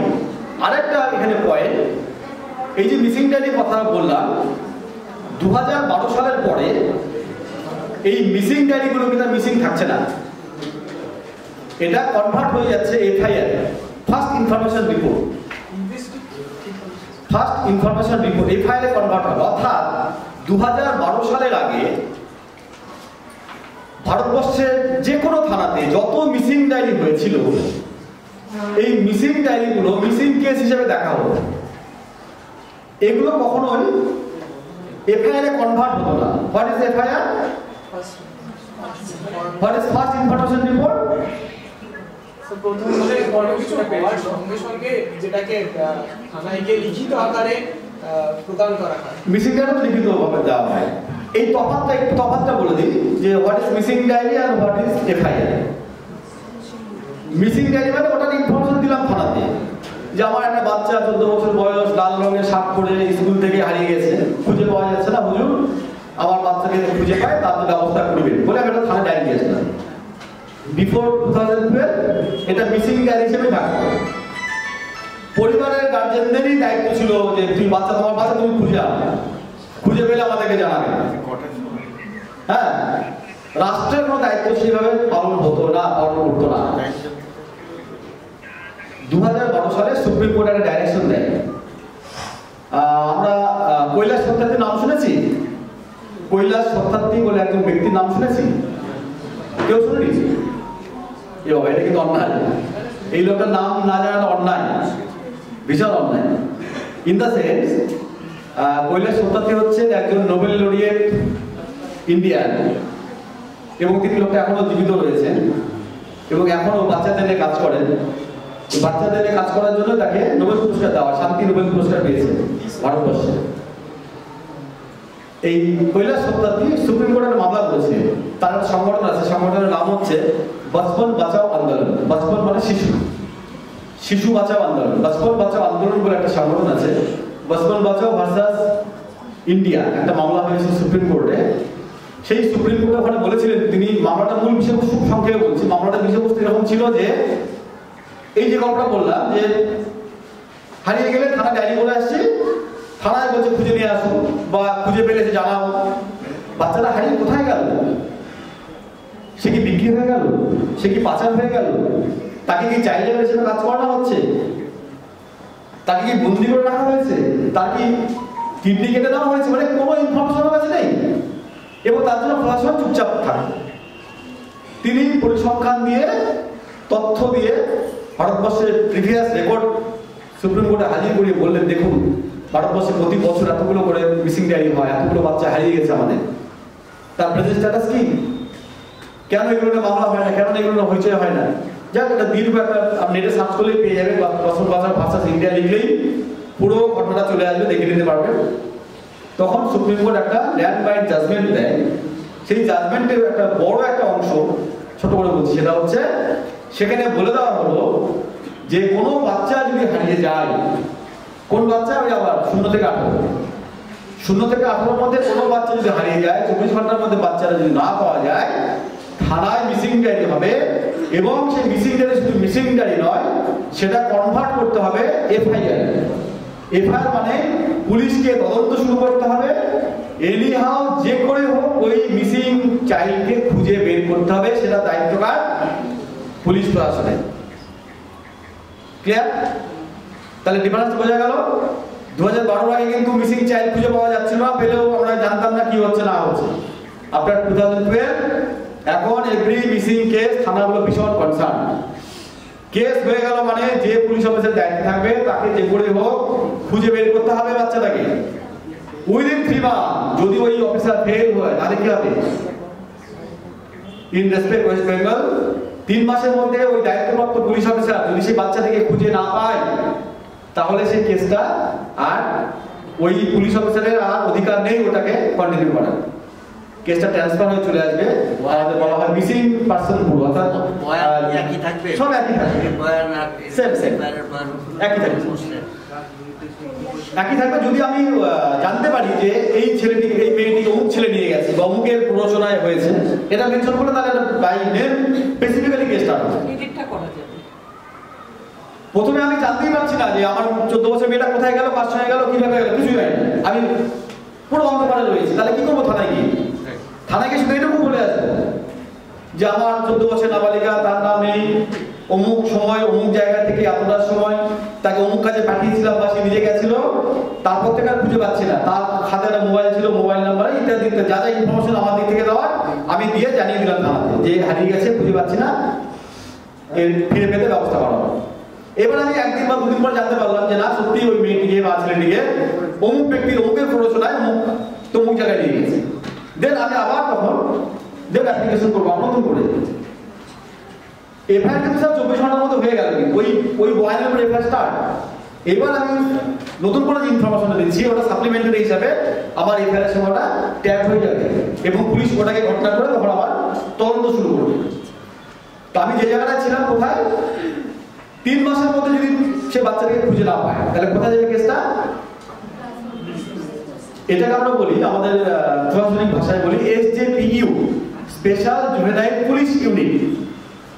এখানে আমাদের জেলাতে, প্রত্যেক জেলাতে আছে, প্রত্যেক জেলাতে একটা স্পেশাল জুভেনাইল পুলিশ ইউনিট থাকে, তার আন্ডারে থাকে district missing person bureau, DMPB বলি আমরা, ডিস্ট্রিক্ট মিসিং পারসন ব্যুরো। এই অফিসে চলে যাবে, তাদের নিয়ন্ত্রণে তদন্ত শুরু হবে। তারাও যদি ফেল হয়ে যায়, দেখা যায় 6 মাসের মধ্যে তারাও ফেল, ওরার টাইম লিমিট আছে 6 মাস কি 9 মাস টাইম ফ্রেম আছে, তার মধ্যে যদি না পায় তাহলে কেসটাকে পাঠাতে হবে CID কাছে। কি বোঝা গেল? তাহলে কতটা সিরিয়াসলি কিন্তু এখন কেসগুলো দেখা হয়, যেটা বিফোর 2012 হতো না। তাহলে এখন কি হচ্ছে, 3 মাসের মধ্যে আয়োকে খুঁজে বের করতে হবে, বাচ্চা কোথায় নিয়ে আসতে হবে, না পারলে পরে 3 মাস পরে মানে যে অফিসার পাবে না তার কিন্তু ডিমেরিট।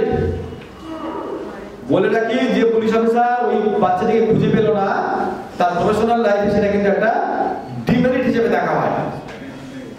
সুতরাং ওই পুলিশ অফিসার কিন্তু ভীষণ আপনার সামনে বলবে না, কিন্তু আমাদের সামনে সে বলে যে করে ওকে বের করতে হবে স্যার। তখন আমাদের হেল্প চাই, তখন ম্যাডামের হেল্প চাই, পরিবারের হেল্প চাই। ওকে তো না পাওয়া ভুলে যায় ওই অফিসার, 3 মাস পরে কেসটা হাতছাড়া হয়ে যাবে। আবার ডিস্ট্রিক্টও পারলো না, তখন কোথায় যাবে কেসটা বললাম? CID। তারপর যদি না হয় তারপর তো আরো মামলাটা মনোনয়ন করা। আমি 2021 সালে একটা মামলা করেছিলাম, পরশুদিন আমার কাছে ফোন আসে পাটনা হাইকোর্টে। আমাদের হিলি এলাকার একটা লোক বন্ডেড লেবার হয়ে হারিয়ে গেছিল করোনার টাইমটাতে, তাই খুঁজে পাওয়া যায় না। আমি পাটনা হাইকোর্টে একটা হেভিয়াস পারপাস মামলা করিয়েছি একটা ওখানকার একজন আন্দোলনকারীকে দিয়ে। তো আমাকে পরশুদিন ফোন করে বলছে যে স্যার আপনার ওই লোকটা ফিরেছে কিনা, হাইকোর্টে হিয়ারিং আছে আগামীকাল, মুখ করবো আমি, মানে ডেট করেছিল হাইকোর্টে। তাকে খোঁজে দেখলাম না ফেরে। তার হেভিয়াস পারপাস মামলা হয়, দেখুন 2 বছর 3 বছর পরে যখন আর পাওয়া যাচ্ছে না, তখন কিন্তু হাইকোর্ট সুপ্রিম কোর্ট অব্দি মামলা করতে হবে। এটা একটা মামলার একটা পার্ট, এটা আমরা পরে আমরা আলোচনাতে আসবো। এটা একটা হাইকোর্টে করা হয়, অর্থাৎ এই ধরনের নিখোঁজ হয়ে যাওয়া মানুষ যেগুলো আমরা এই যে বললাম এতগুলো ধাপেও যখন খুঁজে পাওয়া যাচ্ছে না, মানে একটা টাইম পিরিয়ডের মধ্যে তাদেরকে সেখানে এনে হাজির করতে হয়, সেটাই ইয়েস। সেটার সঙ্গে আরো অনেকগুলো বিষয় আছে, ওই মামলাটা ওটা বলতে হবে, আরো বোঝাতে হবে যে হোয়াট ইজ হেভিয়াস পারপাস। অর্থাৎ যখন আমি পারছি না মামলাটা চালাতে, কেউ পারছে না, কেউ করতে পারলো না, তখন আমি হাইকোর্টে দ্বারস্থ হতে পারি। ওই বলতে পারি দেখুন এতগুলো ডিপার্টমেন্ট সব ফেলিও, আমি আশঙ্কা করছি এই ছেলেটি বা মেয়েটি বা এই বাচ্চাটির একটা ভয়ঙ্কর কিছু হয়ে গেছে। আমি জানতে চাই কি হচ্ছে, কি মরে গেছে, কি বেঁচে আছে, বেঁচে থাকলে কিভাবে আছে।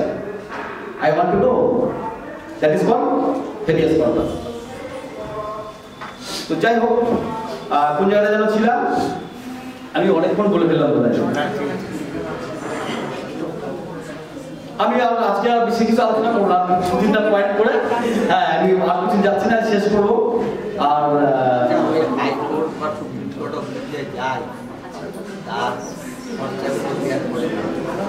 এটা নিজেরা করা যায়, আবার বিভিন্ন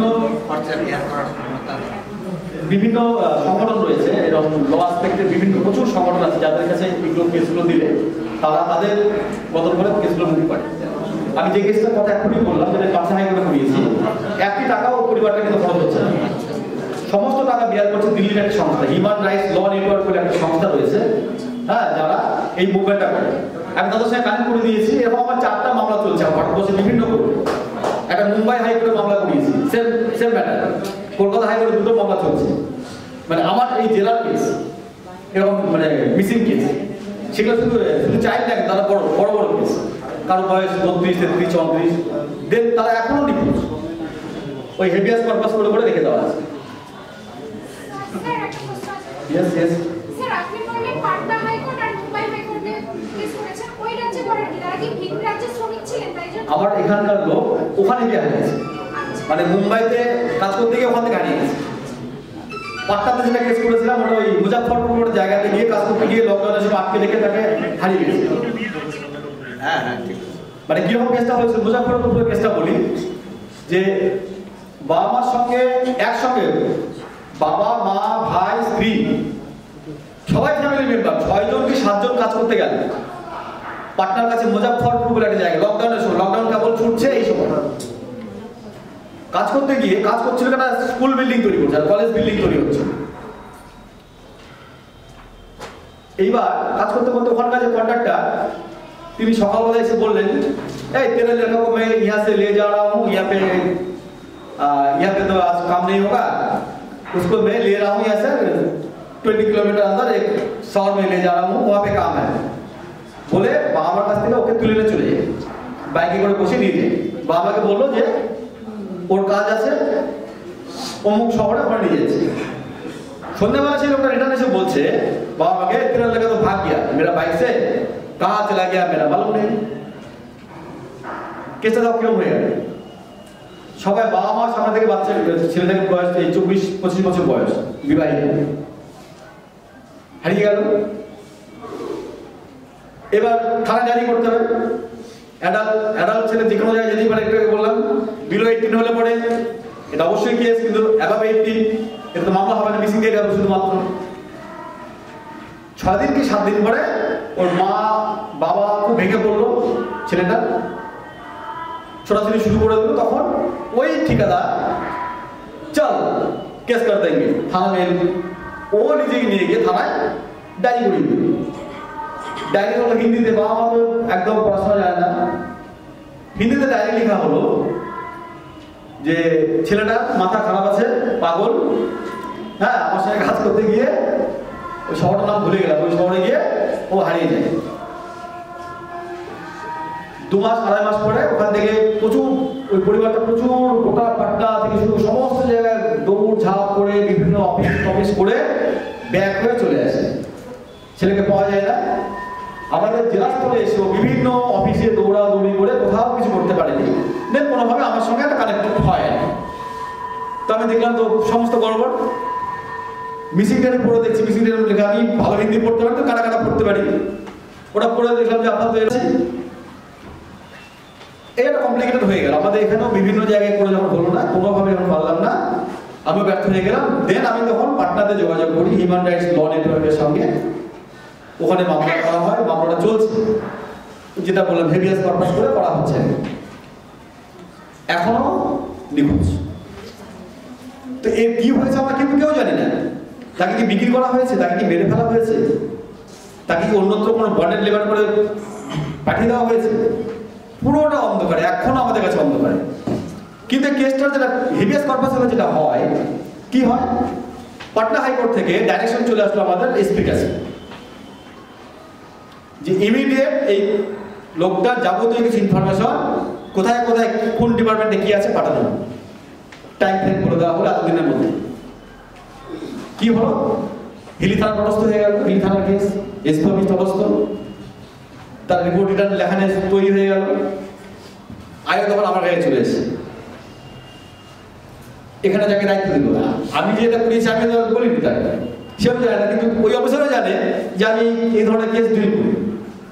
তিনি এসে বলছে আমাকে বাঁচান, আমার এই পরিস্থিতি, আমাকে পাটনা হাইকোর্ট থেকে এইভাবে চিঠি করেছে, আমাকে তখন সব দিতে হবে রিপোর্ট, আপনি যে করে হোক আমাকে এবার পথ দেখান কিভাবে আমি এটাই করব। তাকেও গাইড করে দিলাম, এখন আপনি খুঁজে বের করেন কোথায় আছে, কারণ আপনার ফার্স্ট ডিউটি রাখুন, যদি হাইকোর্ট বলেছে আপনাকে করতেই হবে।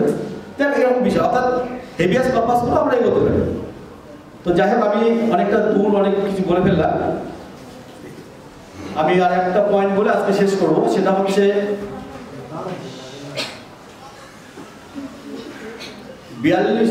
42% of Indian population is below the age of 18 years, which is at 420 million in the world largest child population. এটা অত্যন্ত গুরুত্বপূর্ণ পরিসংখ্যান যে ভারতবর্ষের জনসংখ্যার এই মুহূর্তে 42% কারা চাইল্ড বিলো 18। কত পার্সেন্ট? লেস। এই যে এত পার্সেন্ট আমরা বলছি 42% শিশু, এই 42% শিশুর মধ্যে less than half of Indian children between the age of 6 to 13 go to school. এই পপুলেশনের মধ্যে যাদের 6 থেকে 14 বছর বয়স, এর অর্ধেকের কিছু কম এখনো স্কুলে যায় না, মানে শিক্ষার অধিকার থেকে বঞ্চিত। এটা ভয়াবহ চিত্র। 95 in every 1000 children born in India do not see their 5th birthday. এটা আরেকটা ভয়ঙ্কর পরিসংখ্যান। কি বলছি, 1000 জন বাচ্চার মধ্যে 95টা বাচ্চা 5 বছর আগে মারা যায়, অর্থাৎ তার 5ম জন্মদিনটা পালন করতেই পারে না। ইন্ডিয়ান আসপেক্টের বড় মানে ভয়ঙ্কর একটা রিপোর্ট। কিছুদিন আগে আপনারা দেখেছেন কিনা খবরে, মুর্শিদাবাদের ঘটনা, কয়েক ঘন্টার মধ্যে 14টা 15টা বাচ্চা মারা যায় একটা মেডিকেল কলেজে। এটা মাঝখানে বছর 2 আগে মালদাতে হয়েছিল এরকম। শিশু মৃত্যুর রেট অনেক বেশি, চাইল্ড মর্টালিটি রেট। আরেকটা point, acute respiratory infections are leading cause of children mortality, 30% followed by diarrhea, 20% India. শিশুদের 20% মারা যায় ডায়রিয়া। তো এই তথ্যগুলো কেন দিলাম, এটা আমরা পরে এই আলোচনা করতে আসবো, বিভিন্ন সময় ব্যাখ্যা করবো আমরা। তো যাই হোক, আমি এখানেই শেষ করবো এই পরিসংখ্যানগুলো দিয়ে। আমি টিম নাম্বার 1-এর কাছে অনুরোধ রাখবো আগামীকাল এটার উপরে প্রেজেন্টেশন রাখার জন্য। আমাদের শুরু থেকে শেষ অবধি আমাদের স্যারেরা ম্যাডামরা যা যা বললেন, একদম একটা আর্ট পেপারের উপরে কালার পেন, ওই স্কেচ পেন দিয়ে বড় বড় করে পয়েন্ট করে লিখে প্রেজেন্টেশন করবেন। এখনই আপনারা বেরিয়ে গিয়ে 1 নম্বর টিমে যারা রয়েছেন, আপনারা সবাই এক জায়গায় বসে গিয়ে পয়েন্টগুলো আপনি করে ফেলবেন, কারণ কালকে আর সময় হবে না। ঠিক আছে, শুধু যারা দায়িত্ব নিয়ে লিখবেন, দায়িত্ব নিয়ে আর্ট পেপারে মানে কলেজ থেকে দিয়ে যাবে, আর্ট পেপার স্কেচ পেন ওটা সুন্দর করে লিখে নিয়েছে। কালকে বেলা 1টায় আমরা সবাই এখানে আসবো, ঠিক আছে? 1টার আগে আপনারা স্কুলে এসেও লিখতে পারেন, কলেজে এসেও লিখতে পারেন, অথবা বাড়ি থেকে রেডি করে নিয়ে আসতে পারেন। কি ক্লিয়ার? ঠিক আছে।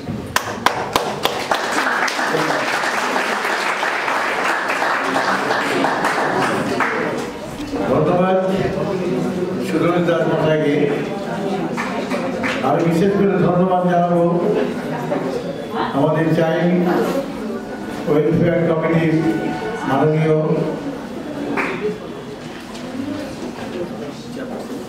চেয়ারপারসন মন্দিরা রায় মহাশয়।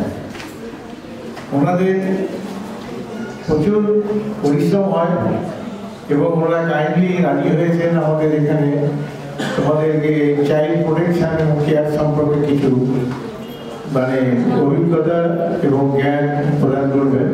সেই জন্য আমরা ধন্যবাদ জ্ঞাপন করছি এবং কলেজের তরফ থেকে সামান্য মেমেন্টো দিয়ে ওনাদেরকে শ্রদ্ধা জানাবেন আমাদের কলেজের মাননীয় অধ্যক্ষ ডক্টর ববি বাস।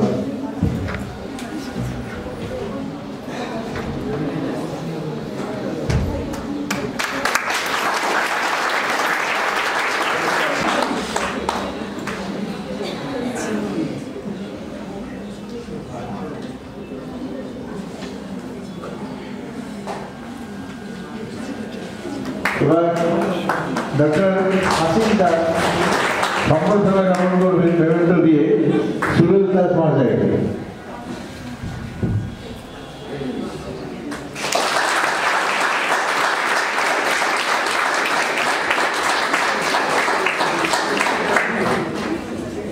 শেষে ধন্যবাদ জানাবো আমার শিক্ষক, শিক্ষাকর্মী এবং ছাত্রছাত্রীদের।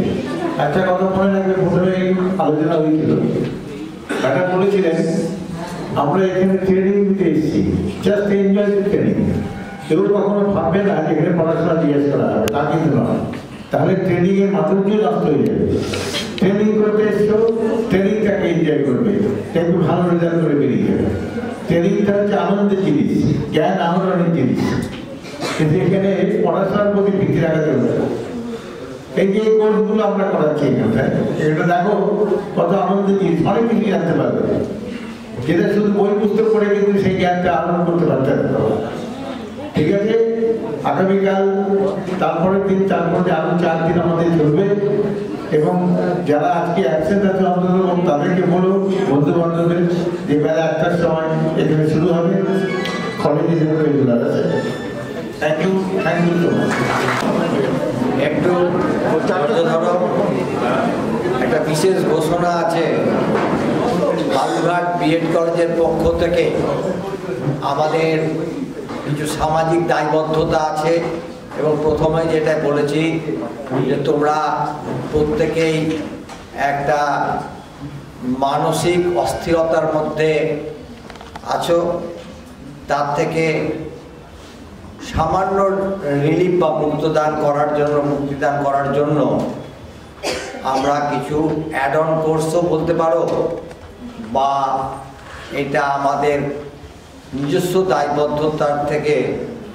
সেটা হচ্ছে আগামী খুব দ্রুত আমরা এখানে WBCS কোচিং, যেটার কথা হরিপদ স্যার একটু আগে বলেছেন, তার সাথে সাথে স্কুল সার্ভিস কমিশন এরও কোচিংয়ের ফ্রি এবং এটসেট্রা এবং অন্যান্য আরও অনেক কোচিং যেগুলো স্কুল সার্ভিস কমিশন ছাড়া আরও UPSCর বহু পরীক্ষা আছে যেগুলো নিয়মিত হয়। আমাদের একটাই মাত্র এইটা ওয়েস্ট বেঙ্গলের ছেলে মেয়েদের মধ্যে খুব বেশি ধারণা যে স্কুল সার্ভিস কমিশন ছাড়া বোধহয় আমাদের আর পদ কোনো খোলা নেই। তো যদি এখন 10 বছরের স্কুল সার্ভিস কমিশনের পরীক্ষা না হয় তাহলে কি আমরা বসে থাকবো? আমরা খুব অবাক হই যে আমাদের এই ব্যাংকগুলোতে গেলে দেখবে যে বাঙালির সংখ্যা কমে গেছে। সব অবাঙালি যারা তারা এই ব্যাংকগুলোতে যোগদান করেছে। বালুরঘাট ব্রাঞ্চেই দেখি আমার ছাত্র সংখ্যা এত বেশি ছিল যে আমাকে বালুরঘাট ব্রাঞ্চে খুব কম যেতে হতো। এখন সেটা কমে হাতে গুনতে পারি, কিন্তু সেই ছেলে মেয়েগুলো সবই বাইরে, তারা তো কাজ করছে। তারা বলে যে স্যার আমরা যখন কোনো গ্রাম থেকে শহরে এসে ভর্তি হই কোনো গ্র্যাজুয়েশন বা বিএড করার জন্য, আমরা সবসময় ডুয়াল কোর্স, কারণ আমরা যখন একটা মেসে থাকি মেসের খরচাটা আমরা তোলার জন্য দুভাবে চেষ্টা করি। আমরা একসাথে যেটা রেগুলার কোর্স সেটা করি, সাথে সাথে আমরা এই ট্রেনিংগুলো নিতে থাকি এবং তার ফলশ্রুতি হিসাবেই স্যার আপনারা আমাদেরকে এই সমস্ত পদে আসীন দেখতে পাচ্ছেন। এবং কেবল তাই না, আমাদের বাঙালিদের মধ্যে খুব একটা আত্মতুষ্টি মানে কমপ্লাসেন্সি যেটাকে বলা হয়, সেটা হচ্ছে যে আমরা কোনো কিছু পেলেই মনে হয় এটাই বোধহয় পরম প্রাপ্তি এবং চরম প্রাপ্তি, হ্যাঁ, এর থেকে আর কিছু নাই। আমার ঠিক পাশের উল্টো দিকে একটা বাড়িতে ওই সমস্ত ব্যাংকের ক্লার্করা একটা মেস করে থাকে। আমি সন্ধ্যাবেলা করে যখন যাই পাশ দিয়ে দেখি গুনগুন করে শব্দ হয়, প্রতিদিনই দেখি গুনগুন গুনগুন করে শব্দ হয়। ওরা রাত্রি 8টার পর বা ব্যাংক থেকে আসে। আমার এখন কৌতূহল বশত আমি গেছি, গিয়ে ঘরে দেখি সব বাচ্চা ছেলের মতো মাথা দুলিয়ে দুলিয়ে পড়ছে। বলছে কেন তোমরা কি তোমরা তো চাকরি পেয়ে গেছো? বলছে না স্যার, আমরা সব প্রফেশনালি অফিসারের জন্য এখন প্রিপারেশন নিচ্ছি, পিওর জন্য ক্লার্কের পোস্টে জয়েন করে আমরা এখানে ক্লার্কেই সারা জীবন কাটাবো, সেটা না।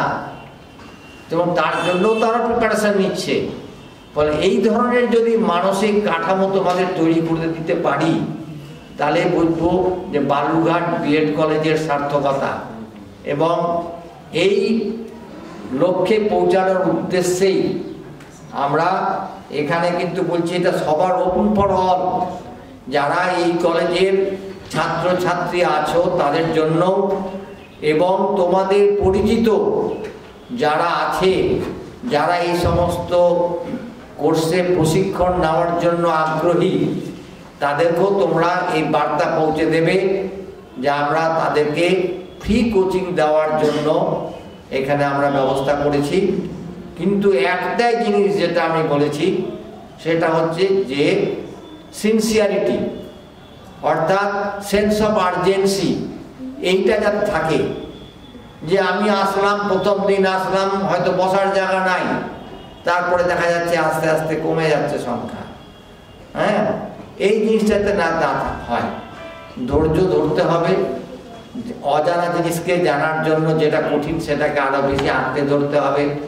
সবচাইতে যেটা ভয়ের কারণ হয় WBCS কোচিংয়ের ক্ষেত্রে, আমি এই কলেজে চালিয়েছি বা অন্য কোথাও কোটিবর্ষ কেরিয়ার প্ল্যানিংয়ে আমি দীর্ঘদিন ধরে এই ধরনের কোচিং সেন্টার নেতাজি স্পোর্টিং ক্লাবে চালিয়েছি। তাতে একটা অসুবিধা দেখেছি যে ইংরেজি ভীতি, যখনই ইংরেজিতে বেশি হয় তখনই ওরা আমাদের দেশের এই ইংরেজি ভীতির কারণে আস্তে আস্তে আস্তে আস্তে দেখি যে সংখ্যা কমতে থাকে। তো যেটাতে ভীতি, সেই জায়গাটাকে আঁকড়ে ধরবো, তার জন্য তো স্যাররা আছেন, তার জন্যই তো তুমি এসছো। তোমার যে ভিত, সেই নড়বড়া ভিতটাকে শক্ত করার জন্যই তো এসছো। তো তুমি ভয় পেয়ে যদি আগে ময়দান ছেড়ে চলে যাও, তাহলে তো ময়দানকে ছেড়েই দিলে, অন্যের জন্য তুমি সেই জায়গাটা ক্লিয়ার করে দিলে যে আমি ছেড়ে দিলাম, আমার জায়গায় তুমি আসো। হ্যাঁ, সেইটা করলে হবে না। তোমাকে আমি এটাই জন্য ঘোষণা করছি যে আমরা শুরু করতে চলেছি কেবলমাত্র বালুরঘাট বিএড কলেজের ছাত্রছাত্রীদের জন্য না, সারা দিনাজপুরের বা তোমাদের যদি কোনো আত্মীয় পরিজন থাকে, তারা যদি আগ্রহী থাকে, তাদের জন্য আমরা কিন্তু আমাদের মুক্ত হস্তে আমরা কিন্তু সেখানে মানে মুক্ত মনে আমরা তাদেরকে প্রশিক্ষণ দেব। এবং এখানে যারা প্রশিক্ষণ দেবেন তারা কিন্তু যথেষ্ট এক্সপেরিয়েন্স লোকজন, যারা বাইরে থেকে আসবেন, যারা এই ধরনের প্রশিক্ষণ দিয়ে থাকেন, তারাই প্রশিক্ষণ দেবেন। ফলে এটা একটা বিশেষ ঘোষণা, একটা বিশেষ সুযোগ।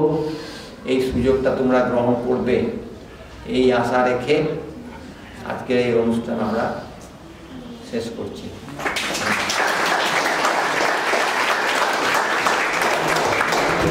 একটা পয়েন্ট অ্যাড করে কোর্স চলাকালীন আর কি আমাদের একটা ছোট্ট অ্যাসেসমেন্ট থাকবে এবং তার উপর ভিত্তি করে কিন্তু নাম্বার থাকবে। আমরা এর আগে সেগুলো তাই করেছিলাম, আগের ব্যাচটা ছিল সেখানে। তো এই আমরা যে আলোচনা করছি এর উপরে একটা অ্যাসেসমেন্ট হবে, এটা আমরা পঞ্চম দিনে করবো। সুতরাং এই 4 দিনের এই কোর্সে অংশগ্রহণ করাটা কিন্তু